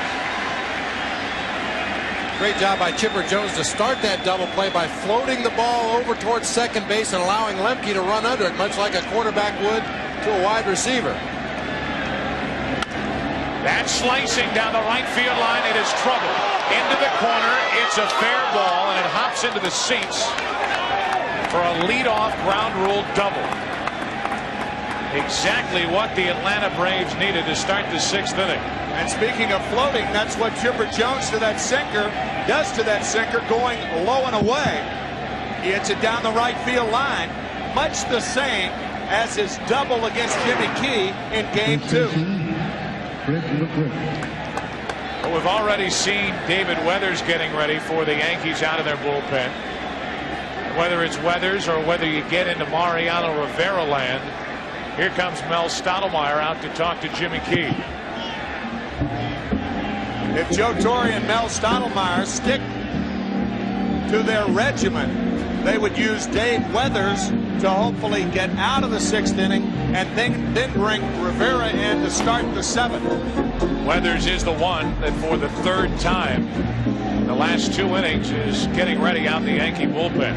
Rivera is much more effective to start an inning. If he comes into the ballgame with runners on base, he's very susceptible to the stolen base. So for that reason alone, I'm sure David Weathers is cranking it up in a hurry. So a leadoff double from Chipper Jones. Here's McGriff, who was grounded out, walked, and scored.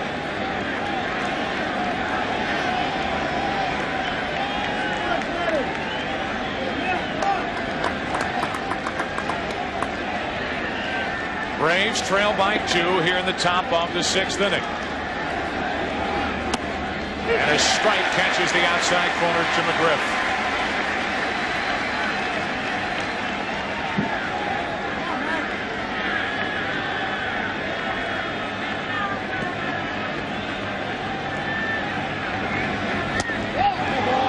Just low, 1 ball, 1 strike.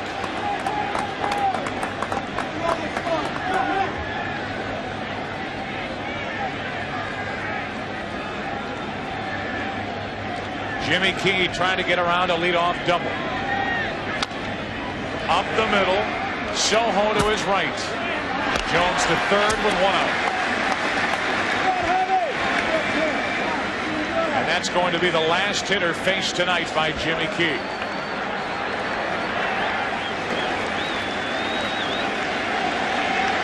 Jimmy Key gets into the 6th inning. And he'll give way to the Yankee bullpen.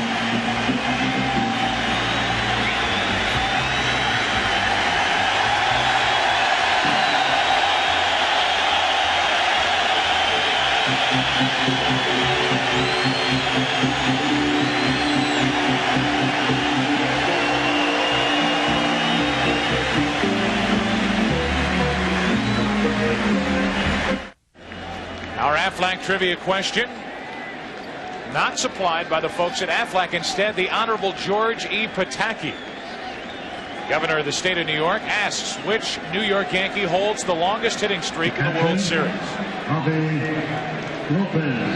It's our Aflac trivia question. Think about that as Jimmy Key thinks about his 5 1/3 innings here tonight as he gives way to the Yankee bullpen. And first, it's David Weathers.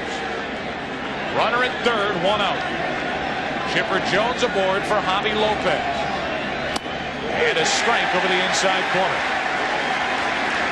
Weathers facing Javier Lopez in game 4 in the 5th inning with 2 on. He struck him out primarily on low fastballs. A deadline pickup by the Yankees, and he's had a very good postseason. And he's quickly 0-2 on Lopez. Weathers is a sinker slider guy. Everything he throws is hard. He's not really going to change speeds very much. Very aggressive, comes right at the hitters.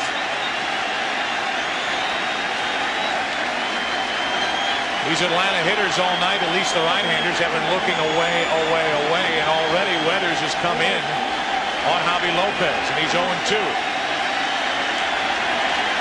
Now away, and he struck him out.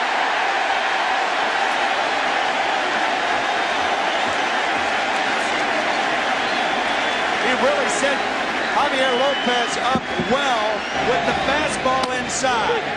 Fastball inside fouled away, off the plate away. Fine job by David Weathers. With 3 pitches, he does away with Javier Lopez. Now a runner at 3rd, 2 out. And it takes a hit for Atlanta to climb closer. It's Andrew Jones.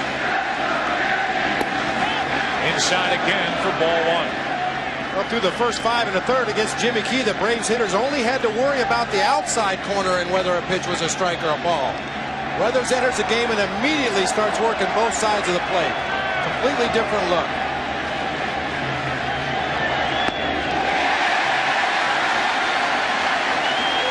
1.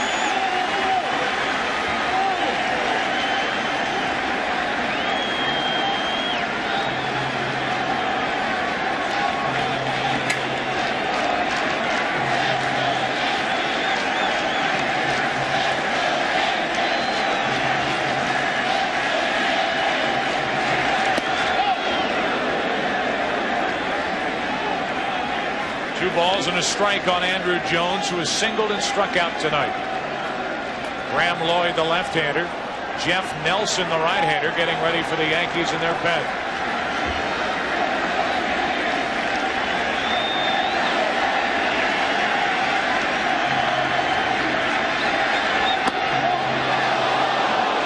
Three and one.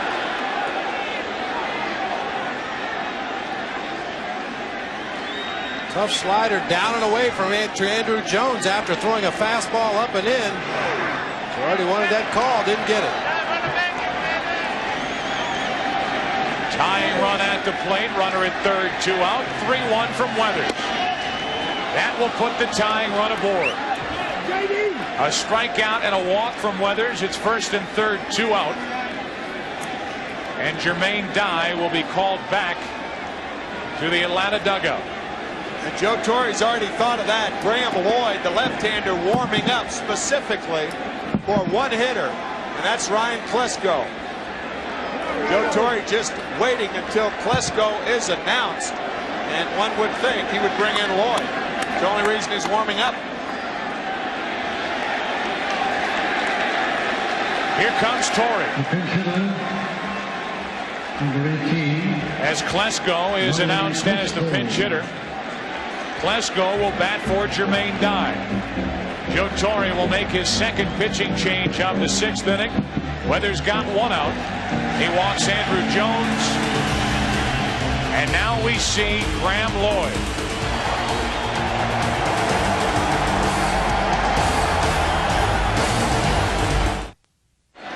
Joe Torre on his way out to take out David Weathers, checking with home plate umpire right there.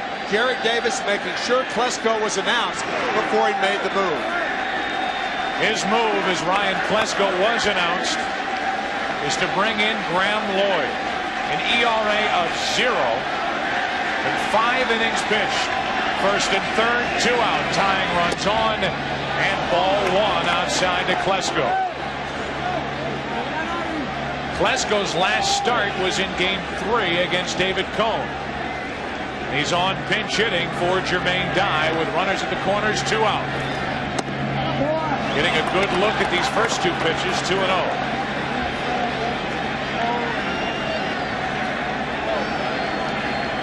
Still a typical left-handed power hitter, down and in and up and out over the plate, and he can pull that pitch away from him. Gets under it, pops it up. Klesko in this series is 0 for 3 against Graham Lloyd.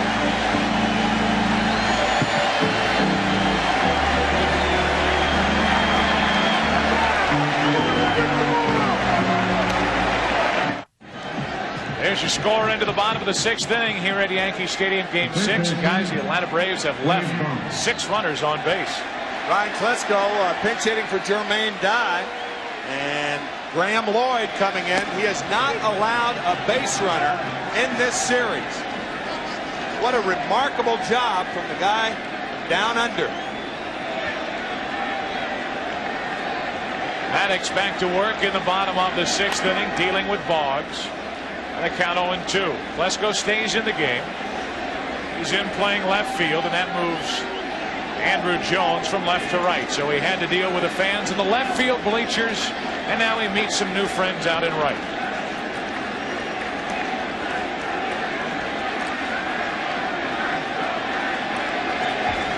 Boggs has flied to right twice. Reaching, hit the mound. That helped Lemke. 1 out. About the answer for our Aflac trivia question. Which New York Yankee holds the longest hitting streak in the World Series? Hank Bauer, 17 consecutive games. That's our Aflac trivia answer. And our thanks to Governor George Pataki. He submitted that question. So I guess he knew the answer, too. I would hope so. Yeah. One out, nobody on. Bernie Williams looks at the ball low. That's not fair asking trivia questions if you don't know the answer. Right. Williams has that RBI single his last time up. Jermaine Dye is finished for the rest of the night.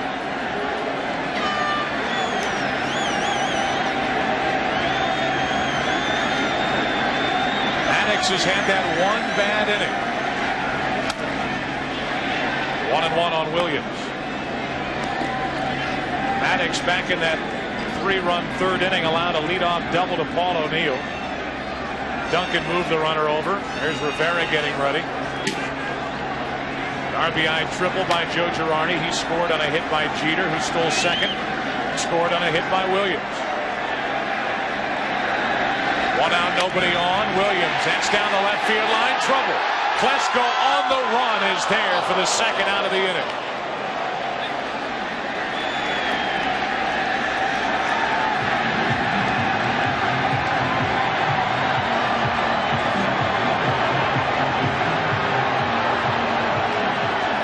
Klesko, a much improved defensive outfielder. This ball slicing away from him down in that short porch in left field.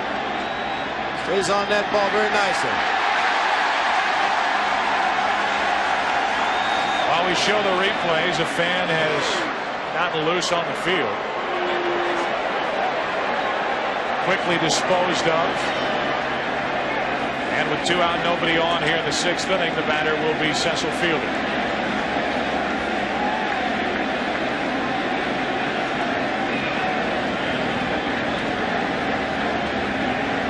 All the security guards go back to their posts. Security guards have been going through 2-a-days to get ready for tonight's game. And you just hope that that one fan doesn't trigger the domino effect, literally. 2 out, nobody on here in the 6th inning. Cecil Fielder waits the night for Maddox as opposed to game 2. The only column that matters to Maddox is that run category, and he's allowed 3 as he's worked here tonight, none through 8 innings in game 2. Fielder is grounded out twice.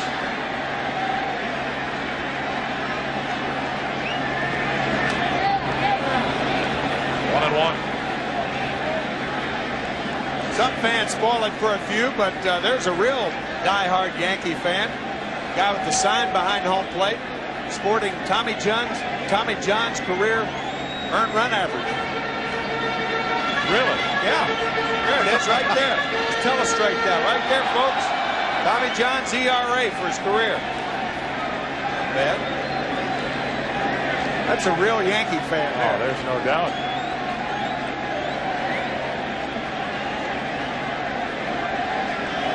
Scary that you would know that. Base is empty. 2 out. Fielder's grounded out twice. Hanging breaking ball into left, right to Klesko. He fields it on a hop.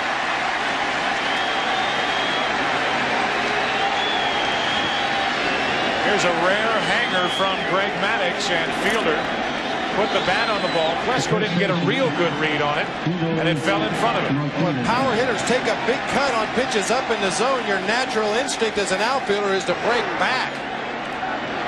Ball wasn't hit off the head of the bat. Klesko was fooled. He drops in for a single.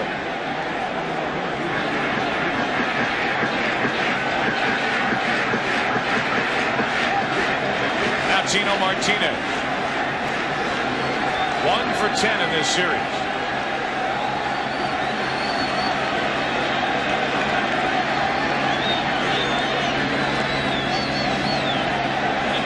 Fielder's not going anywhere on that ball. Ball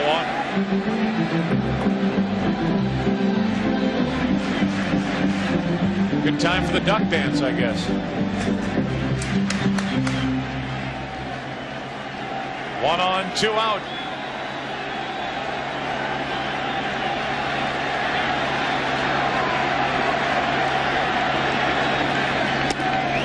A strike on a changeup, 1-1. Well, Greg Maddux had only one of those throw-it and duck innings, and that was in the third when New York scored all 3 runs. He was up in the zone that inning, but for the most part, you exclude that third inning, he's kept the ball down fairly well. Girardi a flare hit in the 5th inning, a hanger that stayed in the ballpark off the bat of Cecil Fielder. They hit to left with 2 out, and now Maddux behind in the count 2-1 on Tino Martinez. Joe Girardi has been a big part of the Yankees attack here tonight. Not only at the plate with an RBI triple and a run scored and a single, but when he cut down Grissom on that ball that got away. Off the end of the bat to Lemke, inning over. We have played 6 here at Yankee Stadium. Yankees still out in front by 2. Back to Yankee Stadium after this from your local Fox station. Back at Yankee Stadium, which is just drenched in baseball tradition. Monument Park, the monument for Babe Ruth. Yankee Stadium opening on April 18th, 1923. Who hits the first home run? Who else? Babe Ruth. Yankees were in the Polo Grounds before coming to Yankee Stadium. They played here since 1923. Save the 2 years in 74 and 75 when Yankee Stadium was remodeled, renovated. Quite a home field advantage for these Yankees, who have not been taking advantage of the home field up until now.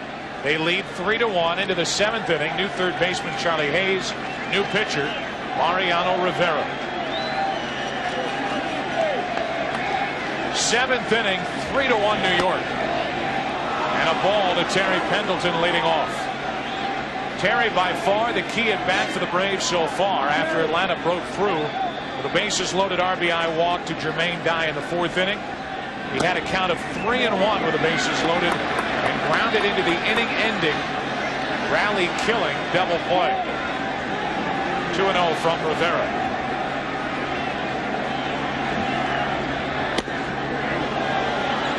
And Terry up there taking a strike, it appears. That's because the Braves are trailing by 2 runs, not 1. Up there hacking if they're trailing by 1, but he gets 4 straight balls from Rivera. How about that? Mariano Rivera, a walk on 4 straight to start the 7th inning, and that'll bring the tying run to the plate.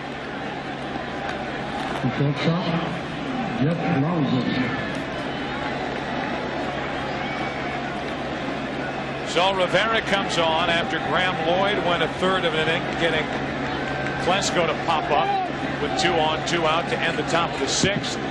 Weathers a 1/3 of an inning. Struck out 1, walked 1. After Key went 5 1/3. Here's Jeff Blauser. He's doubled, he's lined out. And he's late. Strike 1. Well, Rivera can get erratic around the strike zone, particularly up in the strike zone. But he gets a lot of swinging strikes on pitches that are up out of the strike zone because of that tremendous velocity. 10 postseason appearances, that ERA around a half, 4th lowest all time, and he's 0-2 on Blauser.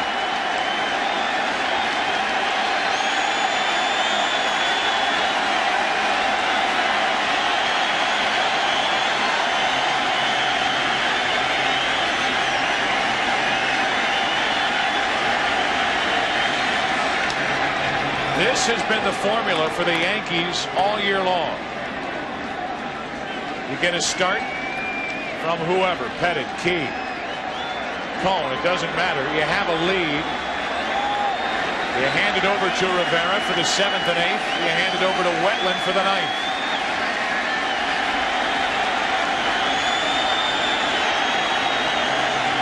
Oh, 2 to Blauser. That should stay in play. It will. Behind second for Soho. 1 out.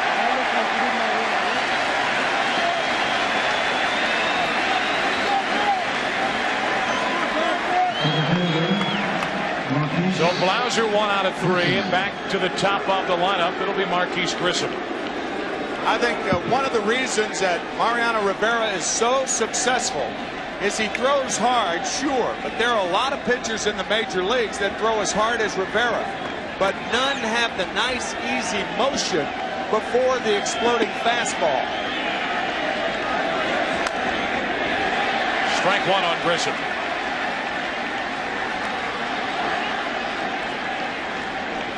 Grissom a single his last time up, then with Lemke at the plate, a ball got away.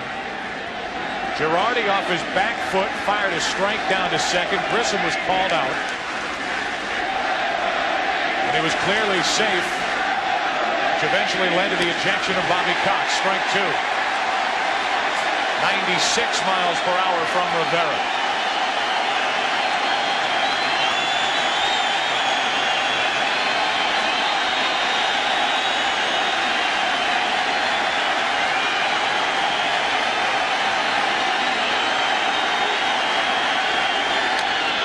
Double play ball, maybe. 6-4. Didn't get them both. The force out 6-4. Now Joe Torre will put up a mild argument at first base. But I think it's the same as we talked about a couple of innings ago. Soho just had too far to go because he was playing so far in the hole on the right side that he couldn't turn two. He knew he didn't have much time, so he tried to throw on the move. As his foot hits the bag, he tries to jump and throw all in one motion. Makes a nice play to get rid of the ball. Tino Martinez with a good dig.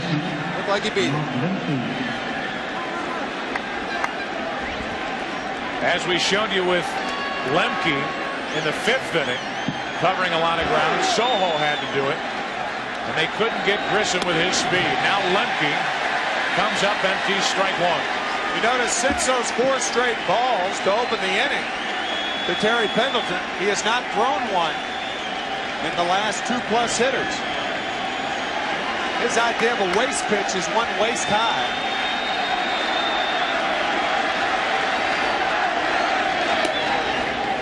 One and one on Lemke, 95 miles per hour from Rivera.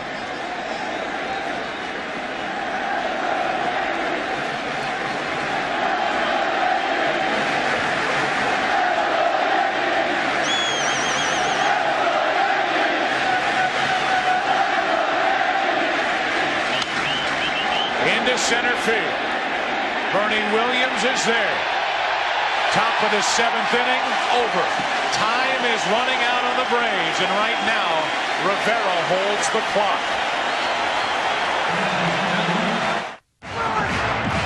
Well, at over 130 feet long and filled with 70,000 cubic feet of helium, the Alta Vista on-site computing airship, providing all these great shots from high above Yankee Stadium. We get ready for the bottom of the 7th inning. Maddox back to the mound. Strawberry leads it off. Strike one.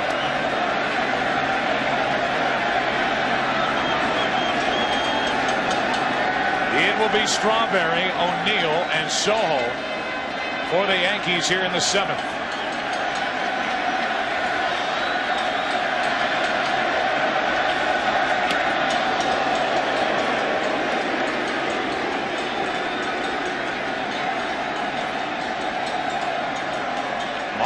Rivera issued the leadoff walk and then blew right through the Braves.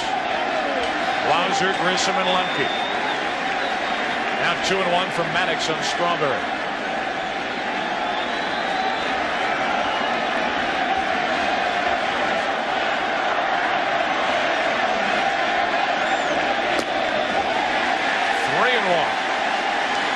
You can see Maddox snatching that ball back from Javier Lopez, very upset with himself. He doesn't find himself in the hole 3-1 very often.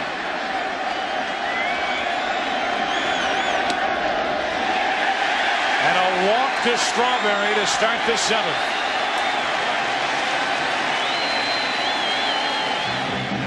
Wayne and Janet Gretzky. Wayne, of course, now a member of the New York Rangers. And don't forget the NHL All-Star Game coming up here on Fox, January 18th. 1 on, nobody out for Paul O'Neill. The great one. And as far as every baseball fan knows, Greg Maddux is the great one as far as pitching is concerned. Give you an idea, he walked Strawberry to lead off the inning. That's only the second batter to lead off the inning in his last 261 innings, including postseason. O'Neill shoots one foul.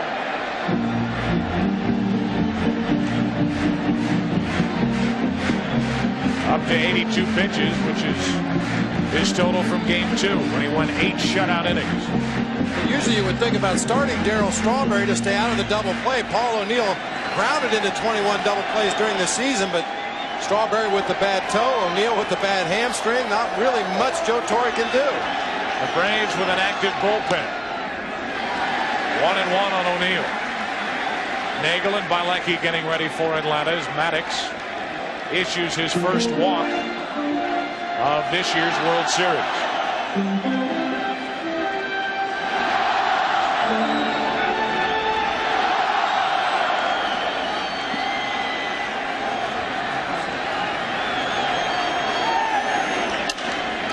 Broken bat, ground ball to McGriff. 3-6-3 for the double play here in the 7th.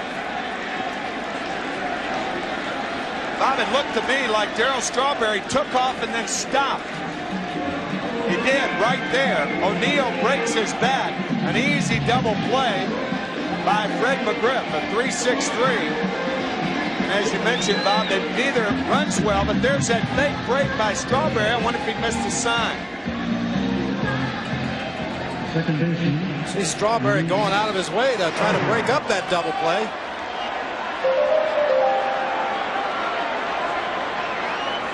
O'Neill now 1 out of 3. Soho shoots it foul.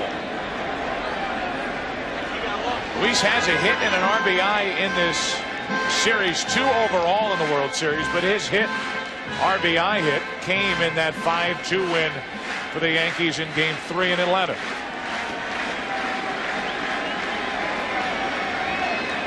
He's 0 for 1 since entering back in the 4th.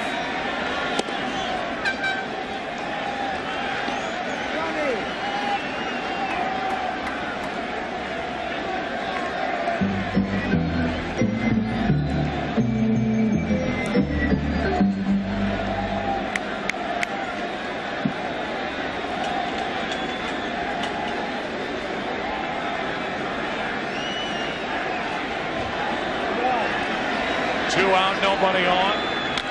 Soho down the left field line. Extra bases for Soho. It's a double with 2 out. That's his 3rd hit in the World Series.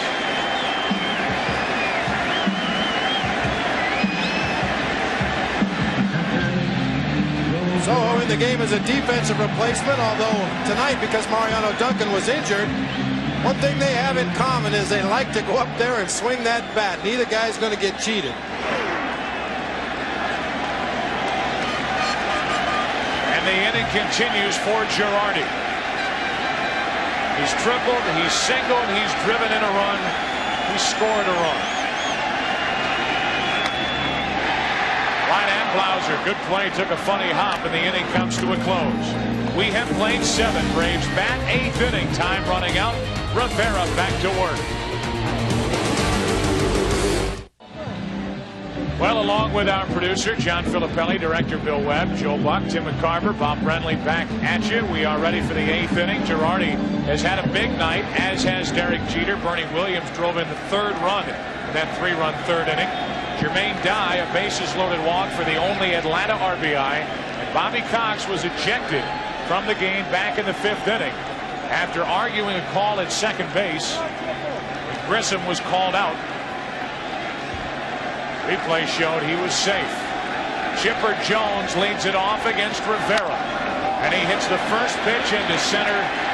8th inning, 1 pitch, 1 out.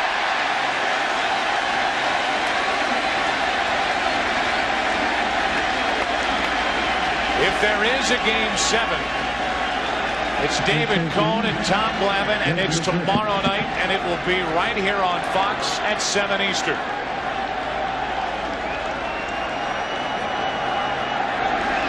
The Braves hope to put on those sanitary socks one more time in 1996. Yankees trying to wrap up their first World Championship since 1978.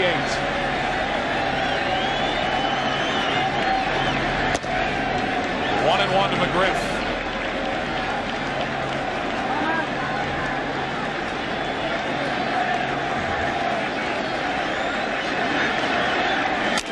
Broken bat, back up the middle, Jeter. 2 out. There is a huge difference in the late innings being in front by 2 runs as opposed to 1 run.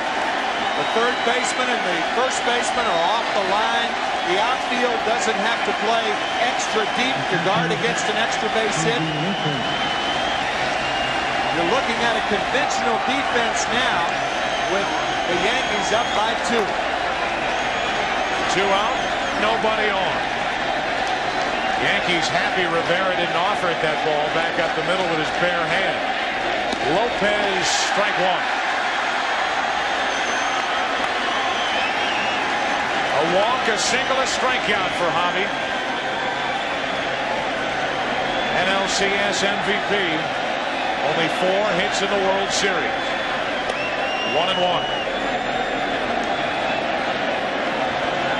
What a run it's been for the Atlanta Braves through the 90s. They're in the World Series for the 4th time in the last 5 World Series. Strike 2 on Lopez. We're in the 8th inning.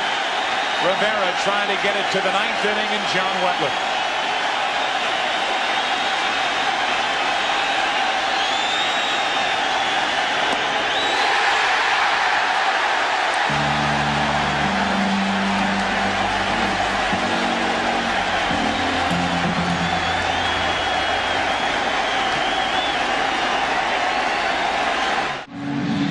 Well, this place is shaking literally as we get into the bottom of the 8th inning.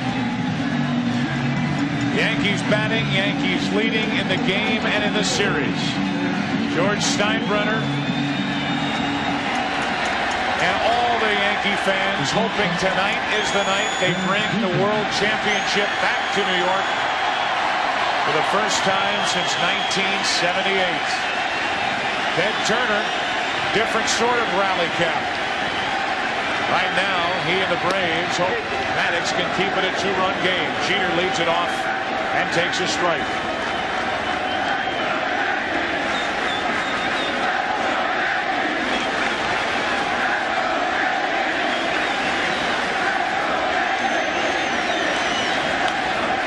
Good pitch in on the hands, 0-2.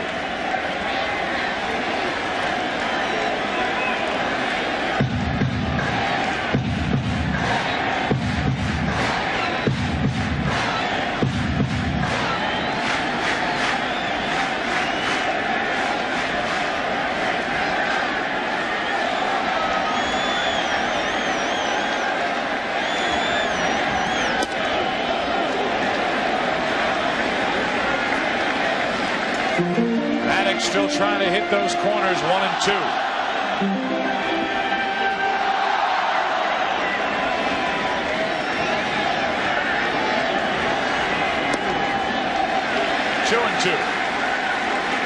Well, Jerry Davis, the home plate umpire, has been very consistent tonight. He didn't give it to Jimmy Key. He's not giving it to Greg Maddox.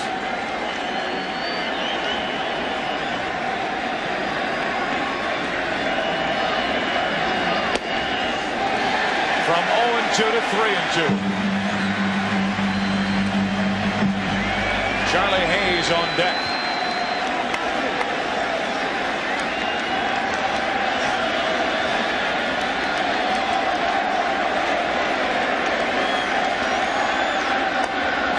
One away here in the bottom of the 8th inning as Maddox strikes out his 3rd.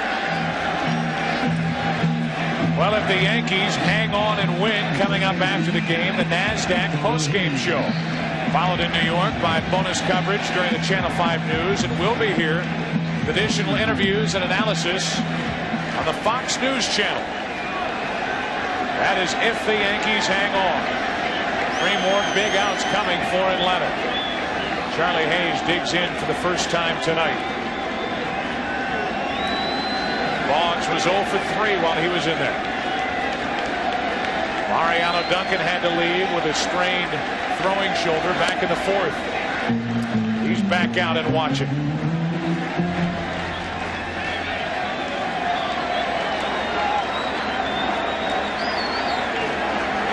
What would this series have been if David Justice were healthy?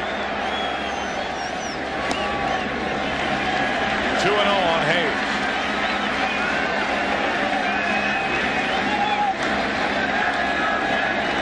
Andy Pettitte, the game of his life in Game 5 on Thursday night in Atlanta.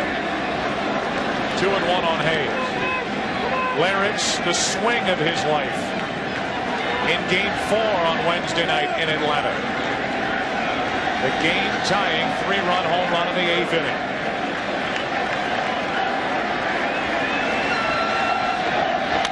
Up the middle, knocked down by Maddox. Another fine play, 2 out.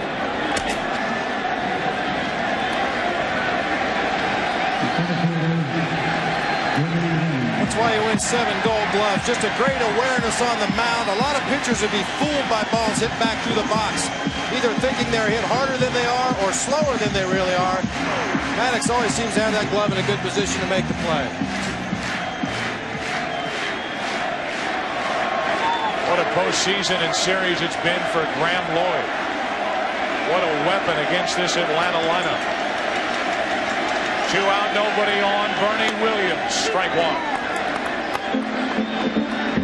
The entire Yankee bullpen had a great World Series. Graham Lloyd, first and foremost, neutralizing those lefties in the Braves lineup. Since Game 1, that Yankee bullpen has allowed only 2 earned runs. And have had plenty of work. 1-1 on Williams. Bob Watson put all of this together. His first year as Yankee general manager.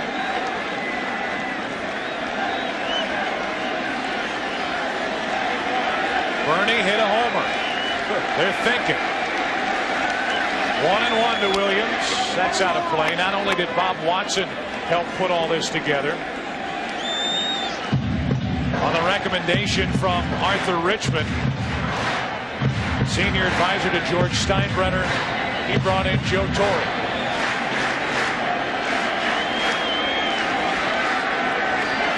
Doc Gooden back in New York. 2 out, nobody on, and Williams steps out. Matter of fact, Joe Torre was interviewed for the general manager's job, turned it down, and a week later accepted the manager's job of the Yankees. 2-2. Wade Boggs, his first trip back to the World Series since 1986. We had fun showing him throughout this World Series. 2 balls, 2 strikes on Bernie Williams. 2 out, nobody on. To the right of Lemke, a base hit. You know, while we set this up, with the Yankees out in front 3-1. Here comes Jim Beecham, the acting manager for the Braves. He's going to pull Greg Maddux here in the 8th inning.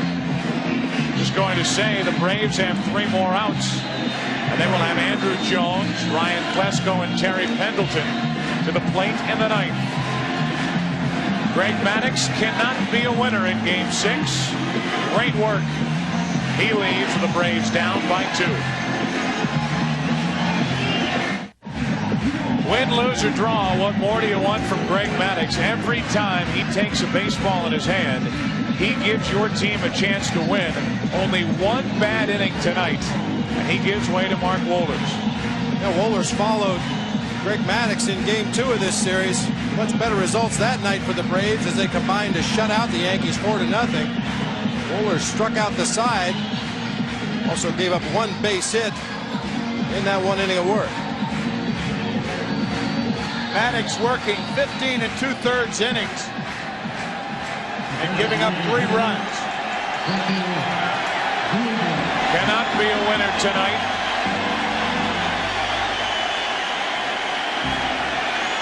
Now it's Wohlers facing Cecil Fielder. 1 on, 2 out, trying to shut down the 8th. That's too much to handle upstairs. Strike one. Well, a power pitcher like Wohlers does not have a good move to first base. Bernie Williams with 17 stolen bases on the year. This is a good time to run, even though you do have the power hitter at the plate.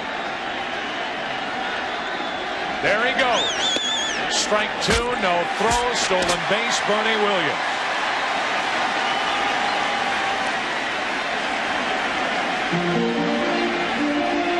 That is his first of the World Series. Big lead, big jump. After that, just tremendous speed. Great athlete, Bernie Williams. And that high leg kick of Mark Wohlers. All power pitchers have that big leg kick. Runner at second, 2 out, and the 0-2 to Fielder. Just fighting it off to stay alive. Still 0-2.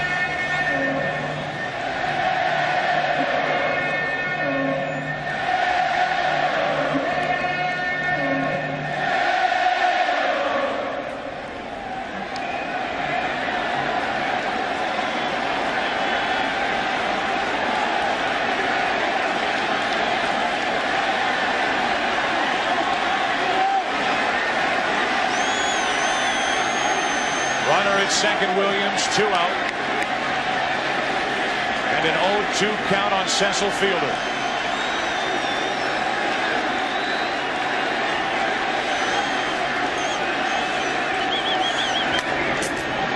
Plenty of time for Blauser. Inning over. We head to the ninth. Here in the Bronx, they're 3 outs away from a world championship. This World Series got underway last Sunday night after the Saturday night start was rained out. It started Sunday night and it was a 12-1 Atlanta win, followed by a 4-0 Atlanta win in Game 2. Since then, the Yankees have won 3 in a row. They've won all 8 they've played on the road in the postseason.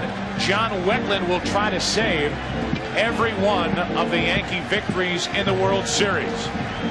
He has 5 saves in the postseason, 3 in the World Series, and the Yankees are 3 outs away from their first World Championship since 1978. And if the Yankees do win it, the parade will be down in the Battery on Tuesday morning. John Wetland takes over. Andrew Jones leads it off and looks at a ball.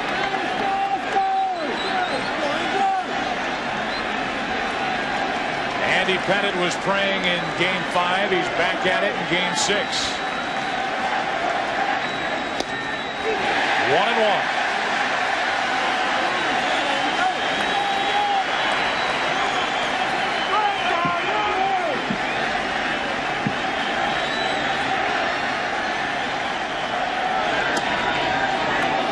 Andrew Jones, very patient as always, 2-1.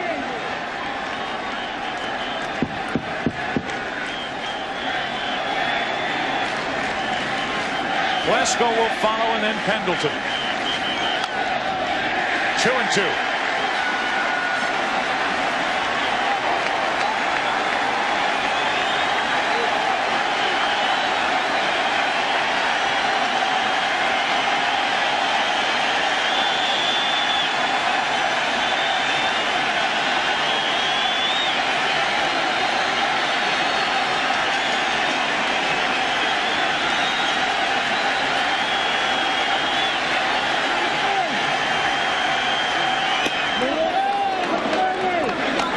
From Wetland.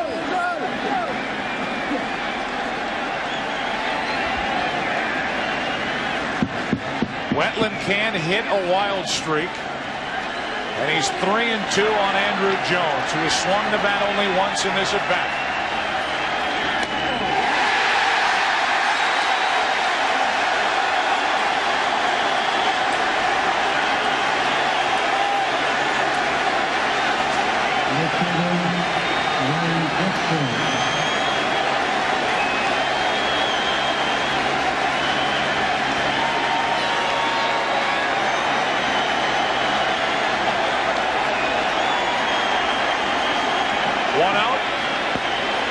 Plesko.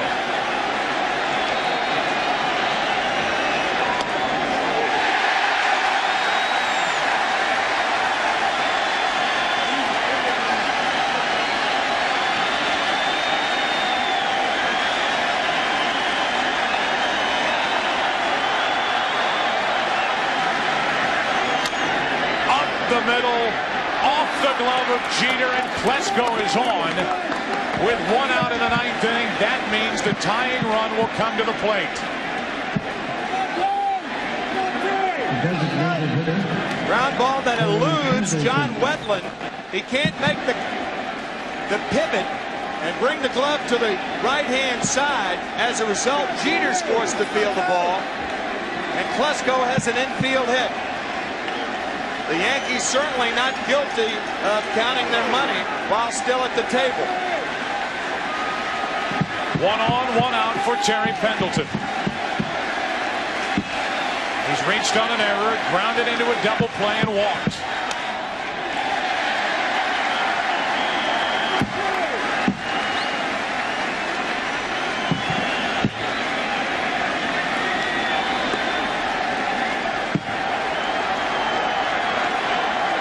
Joe Torre making sure Bernie Williams is the proper depth.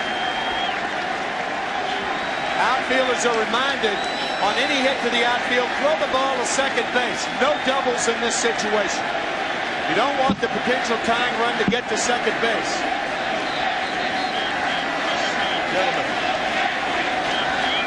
Gentlemen, look who's on deck. Louis Polonia, waiting for an opportunity to redeem himself. This a long way from over. Something got loose down the left field line. That was the reason for the delay. 1 on, 1 out. Pendleton. Strike 2.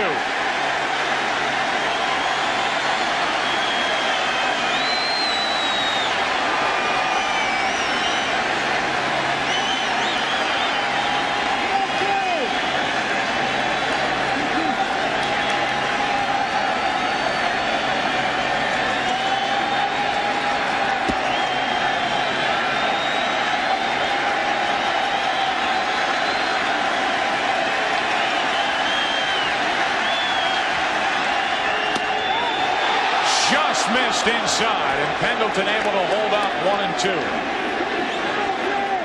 It appeared that he held up.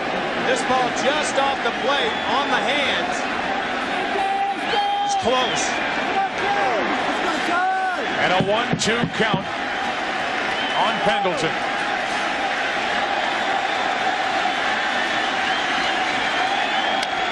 Into right field, that's a hit. Klesko will stop. Now he'll head to third. Throw cut off, and it's 1st and 3rd, 1 out. Pendleton comes through with his 2nd hit of the World Series, and now the tying runs are on. A breaking ball over the middle of the plate,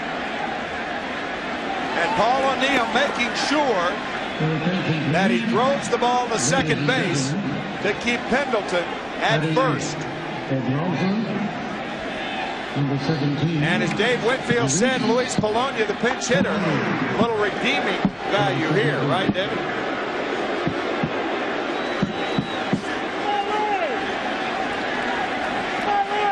Back-to-back singles after the strikeout. Pettit can't watch again. Now Polonia batting for Blauser. Right down the middle, strike 1.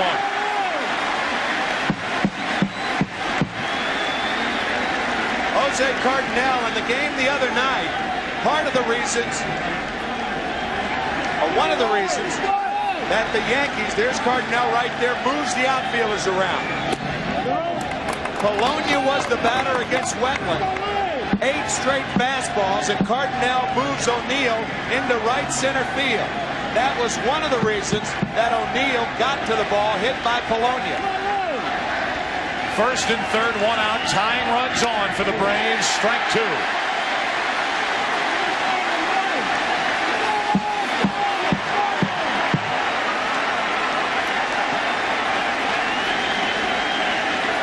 You can see just how far O'Neill is off the line.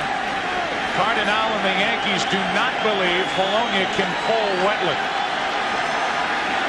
1st and 3rd, 1 out.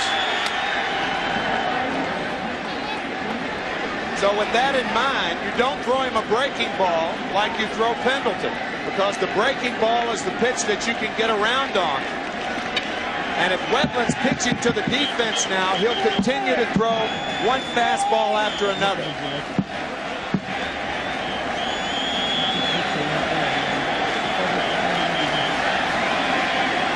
Andrew Jones led off. He struck out. Back-to-back singles by Klesko and Pendleton. Now Polonia.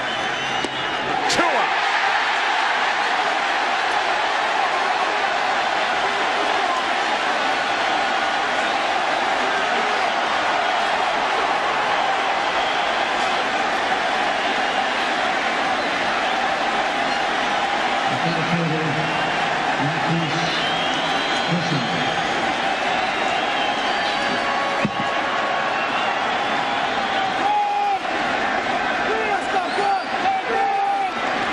It took Joe Torre 4,272 games as both player or manager to get to the World Series. Rafael Belliard will come in and pinch run for Pendleton. That's the tying run at first. Joe Torre and the Yankees are now 1 out away from the Yankees' 23rd World Championship. It's Wetland and Grissom.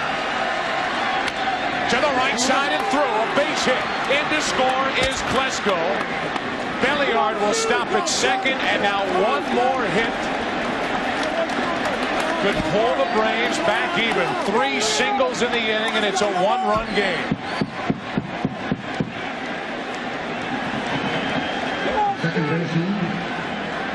First ball hitting, fastball away, poked into right field.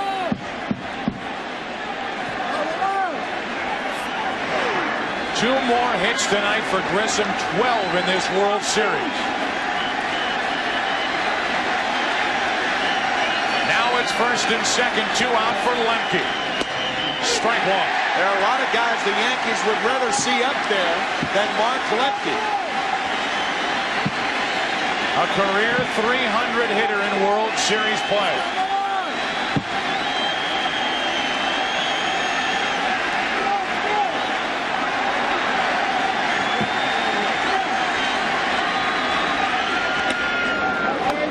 One and one from Wetland. Lemke tonight is grounded out and flying to center 3 times. There's the tying run, Belliard. There's the go-ahead run, Grissom. Very good speed on for the Braves.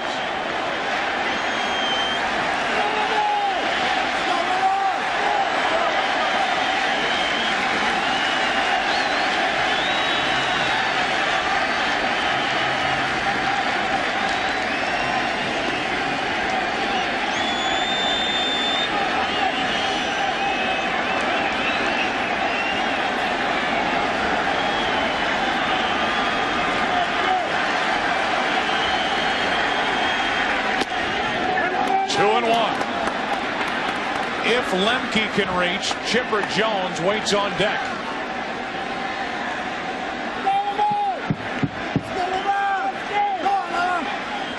Now Girardi wants to talk to Wetland. Well, the reason for that is you want to be sure in this situation. If a catcher wants to go away and a pitcher wants to go inside, and you end up throwing that pitch, it'll be right down the middle of the plate. So Girardi making sure not only of pitch selection, but pitch location. The starter and potential winner for tonight's game, Jimmy Key, watching. 1 run home, 2 on, 2 out, 2 and 1 on Lemke. 2 and 2, and the Yankees are 1 strike away.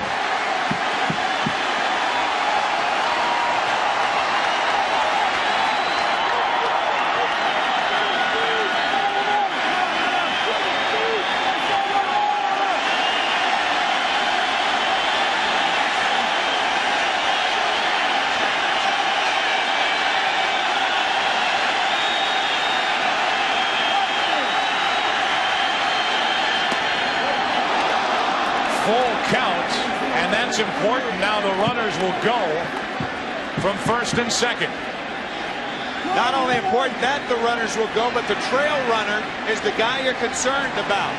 He is the fastest guy on the Yankees team, and a short double, he can score the go-ahead run.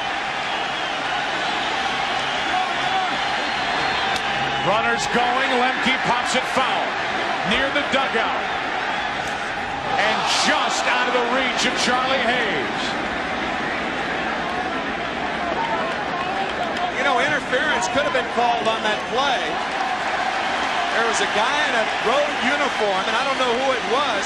I think Charlie Hayes actually collided with an Atlanta player in uniform right there. You're supposed to clear the top step. Hayes had a shot at it, and now it is cleared.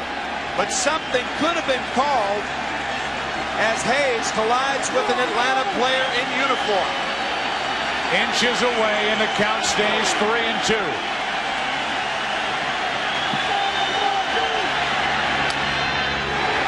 Another chance to the left side. Hayes waits. The Yankees are champions of baseball.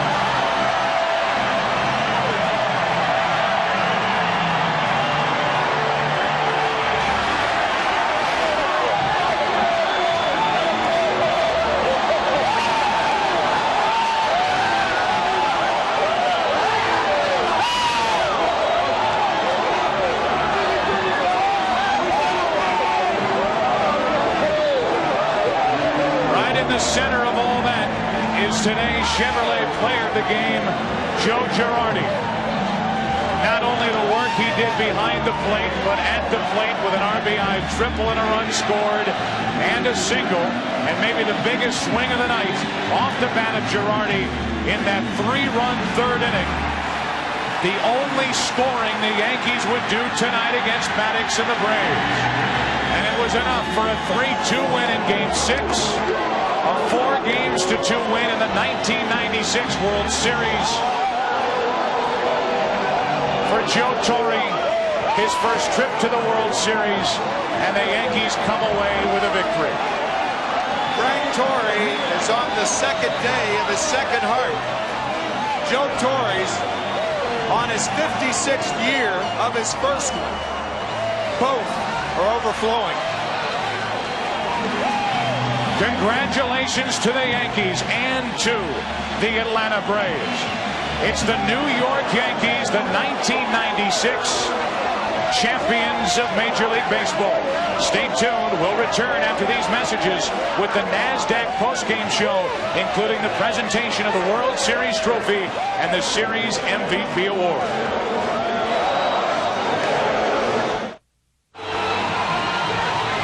Welcome to our NASDAQ stock market post-game show. And congratulations to the New York Yankees.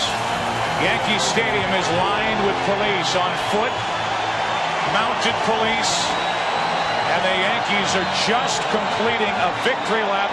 Heck, Wade Boggs still on horseback going around the field here at the stadium. That's one way to take a victory lap.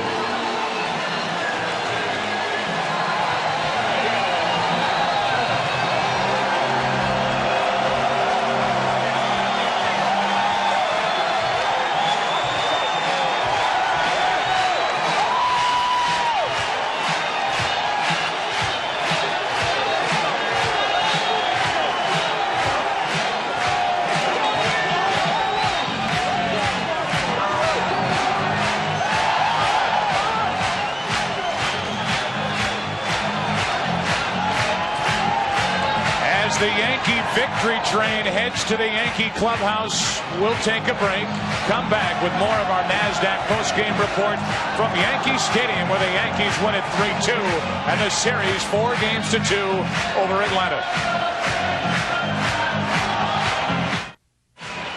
Welcome back to the NASDAQ postgame show after the Yankee 3-2 win tonight.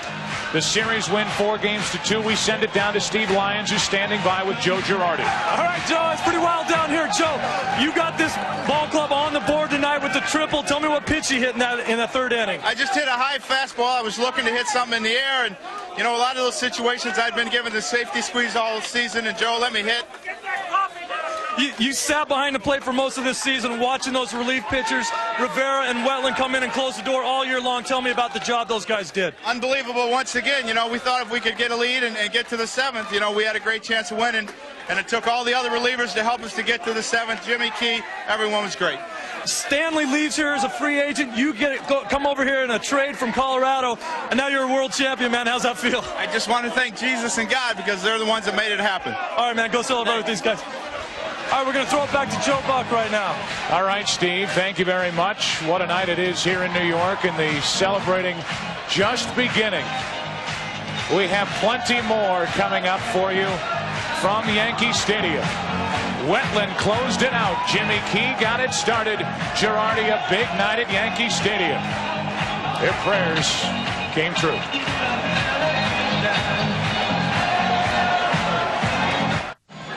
They just got finished stealing the bunting here at Yankee Stadium. As we continue on our NASDAQ postgame report, we send it back downstairs to Steve Lyons. All right, Joe, I'm standing with Darryl Strawberry. Straw, this is a long way from St. Paul in the Northern League, isn't it, man? Yes, it truly is. But first, I'd just like to give the honors to God for making this opportunity possible for me. And I just want to, thank Mr. Steinbrenner for giving me an opportunity to come back and join this New York Yankee ball club, and we have a chance to win the World Series. Tell me a little bit about the heart of this ball club. You're playing with a broken toe. O'Neill played hurt all year.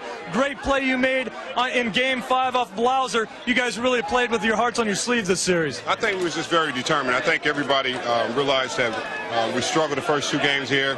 And then we went down to Atlanta. We went in there with a lot of confidence and believed in ourselves. And that just goes for our manager. Our manager gives us that kind of credit about ourselves and gives us that kind of belief about ourselves. And we just wanted to go out and play hard and try to win ball games down there, and that's basically what we did. All right, Darryl, have a good time in here, all right? Thank you. All right, Joe, let's throw it back up to you. All right, Steve, thank you very much. Congratulations to Darryl Strawberry. Those guys are about to get drenched. Yes, they are. Down in the respective clubhouses. Here is the way it will read tomorrow in the New York Post. Extra, extra, extra, extra, extra. World champs. The Yankees beat the Braves to take the series. No specifics, but they had it ready, and this is what will be on the newsstands tomorrow as the Yankees, Tim McCarver, wrap it up for their first World Championship since 1978. And what a remarkable story. Joe Torre, fired by the St. Louis Cardinals last year, his first year as a manager in the American League, and he wins the World Championship. Unbelievable. Chip Carey is coming up. I'm telling you, these guys are about to get wet. Let's send it down to Chip Carey for the presentation of all the awards we'll hand out here tonight at Yankee Stadium. Okay, Joe Buck, thank you very much. The bubbly has started to fly here at Yankee Stadium. Briefly on the podium, scattering just for a moment, is Acting Commissioner Bud Selig and the President of the American League, Dr. Gene Budig. They are here to present the World Series trophy to Yankee manager Joe Torre and their general manager, Bob Watson. Mr. Acting Commissioner. On behalf of all of Major League Baseball, sincere congratulations, Joe and Bob and George Steinbrenner and everybody involved. It's a great World Series. Joe, you've waited a long time for this. You deserve this, my friend. Congratulations. Thanks, Bud. Oh, Bobby, is that nice and heavy or what? Oh, yes. We can share it a little bit. Joe, the World Series is back in New York City. Was it worth the wait? I tell you, Chip, I think when you get as old as I am, you learn to appreciate it. It may only come down one time, but I'll tell you, this is the best feeling between yesterday and today, the best feelings I've ever had in my life. 36 years. Whew. Boy, oh, Your first I remember when you were this big. Well, let's not bring that up. I've got to ask you the emotions of this year. Your brother Rocco, your brother Frank. Yeah, it was tough, Chip. I think I was all cried out in the championship series, but my brother Frank with the heart yesterday. My brother Rocco died suddenly. He was with me this whole series. I know that because I just felt him. And my brother Frank, who was helping me manage right up to the last minute before he went under the knife, and I'm glad to report that he's doing well. I know he spoke to you and said, "I've got my ring. You go get yours." How's that thing going to feel when you finally put it on? Wow, wow! Especially when it's the big one. You knew you were going to get a ring when you come to the World Series, but the one for the World Champs is really special. Did you ever have any doubts with this ball club? You had the 12.5 game lead. It shrunk to 2. Everyone said, "Oh my goodness, the Yankees are in trouble." Now you come back down 2-0 to the Atlanta Braves. You go in and you beat the defending champions 4 consecutive times to win the trophy. Never had doubts about this club. The only thing is, the first 2 games of this series, we didn't play like the Yankees because I think maybe the layoff hurt us. Not that, Smoltz and Greg weren't wonderful, but we didn't have at bats. We didn't do anything, and then all of a sudden we got a little animated. We got some little energy, and all of a sudden here we are. That 6-0 game had to be the one that really catapulted us. Did you know you're the first native New Yorker to lead the Yankees to the World Championship? Well, I can tell you by the pass list that I'm a native New Yorker. I know that. Well, congratulations. Enjoy the celebration. You're on top of the world tonight. Thanks, Chip. We got a little more business to get with you, Joe Torre, in just a minute. Let's bring on the general manager, Bob Watson, to talk about this ball club.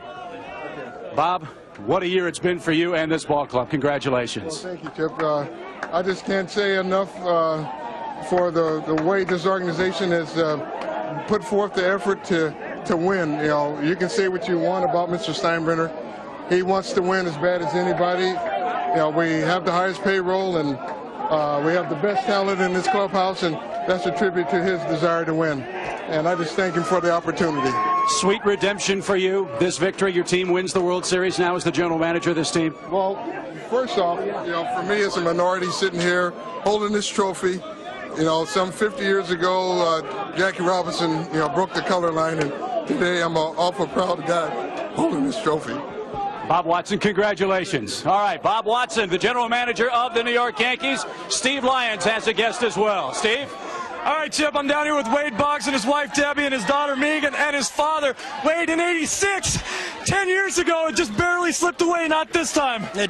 I tell you, when that pop-up went up and Charlie was under it, I said, "Please, Lord, just let it fall in his glove." I've seen strange things happen, but nothing expresses the feeling I have right now. There's a lot of guys, including myself, that gave this team up. No one thought that you guys could do it. You guys were the only ones that believed in yourselves. We believed in ourselves all year, and we've been up against some hard times, and we could have packed it in when we went to Atlanta, and this team's just never given up, and its heart's as big as the Twin Towers right now.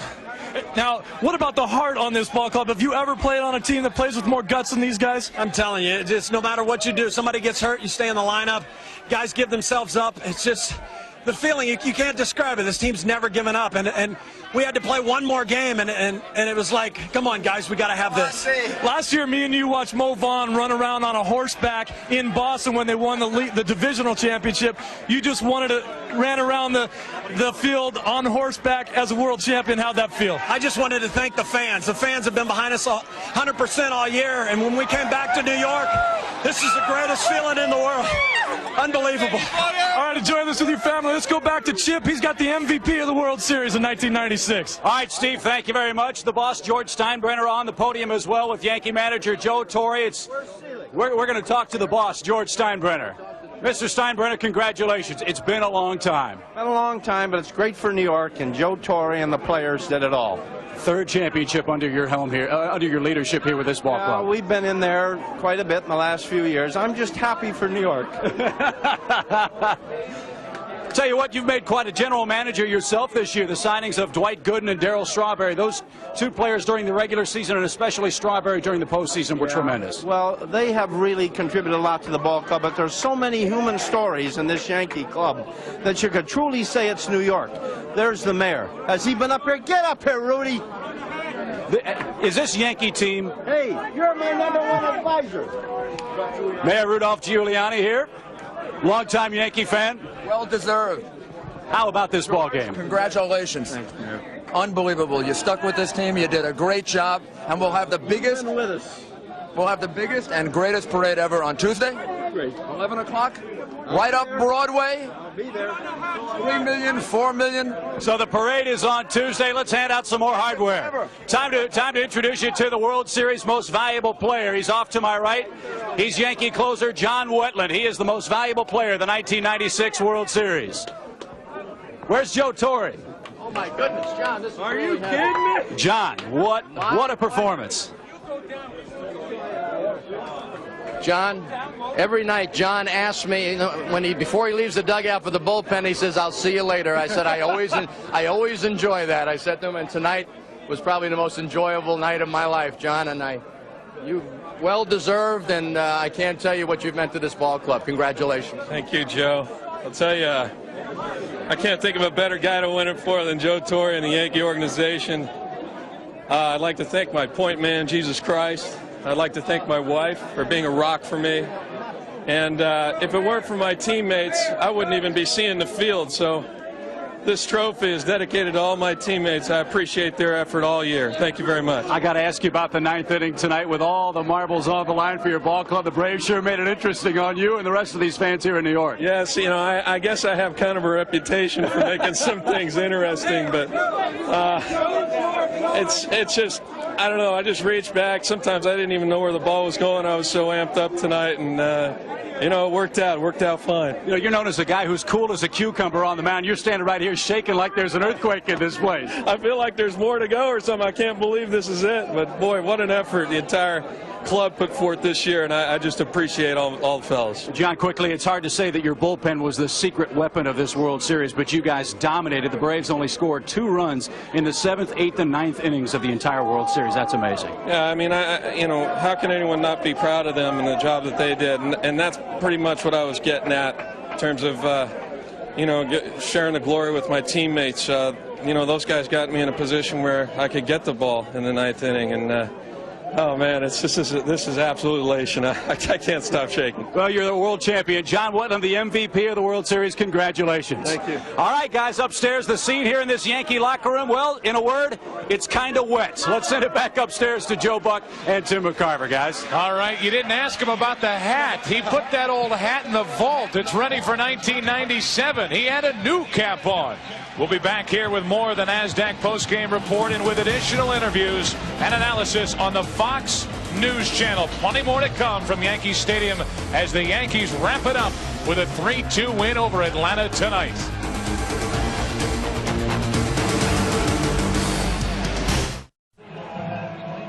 I'm with Bobby Cox outside the Atlanta Braves clubhouse. And Bobby, after winning the first 2 games of this series here in New York with your pitching staff, did you think there was any way this could happen?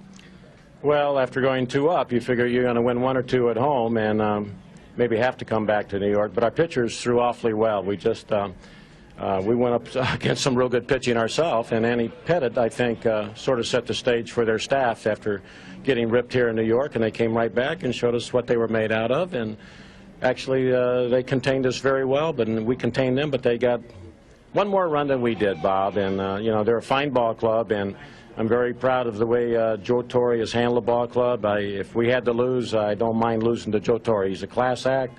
His ball players act very much like professional players, and that's a reflection on him. And they've got all our respect. And, there's no excuses. We don't blame the umpires. We don't blame bad hops. We don't blame anything. We simply got beat. And on the other hand, I'm very proud of our club. This is the 4th time in a possible 5 years we've been here, and I defy anybody else to say that they've done that. So it's a great club that we've got. I'm proud of them. They're great competitors. We never gave in. We thought we were going to win tonight and win tomorrow night if there was a game. So I can't say enough about our ball club. I thought they had a lot of courage, and they gave it everything we had, and they had, and so did we. So, we'll salute the Yankees, and we'll hop on a little airplane tomorrow and go home, and we'll finally say have a nice winter. Greg Maddux was typical Greg Maddux for the whole ball game except for 1 inning. Could you see anything that happened in that 3rd inning? From the bench, it's hard to tell, Bob. I think probably got some pitches down the middle, and, they jumped on him. And he hadn't been hit hard at all any of the games in postseason. And he only gave up 6 hits tonight. I thought he pitched a masterful ball game. And, a lot of our guys were on fumes, and so was theirs probably. But those are the competitors that always rise to the occasion. And Smoltz finishes with a 0 ERA, and he's 1-1 in this thing. And Greg's not going to pitch any better than he did tonight. He had the one little bit of a rough inning, and Tommy Glavine's 3-hitter goes unnoticed also. So, we're proud of the organization and the ball club, and we have nothing to be ashamed about. We're a winning organization, a winning team, and we've been here an awful lot. We'd like to have more world championships, but we'll settle for the National League Championship this year. Well, Bobby, congratulations on your reign as National League champions for a year. Let's throw it back up to Joe in the booth.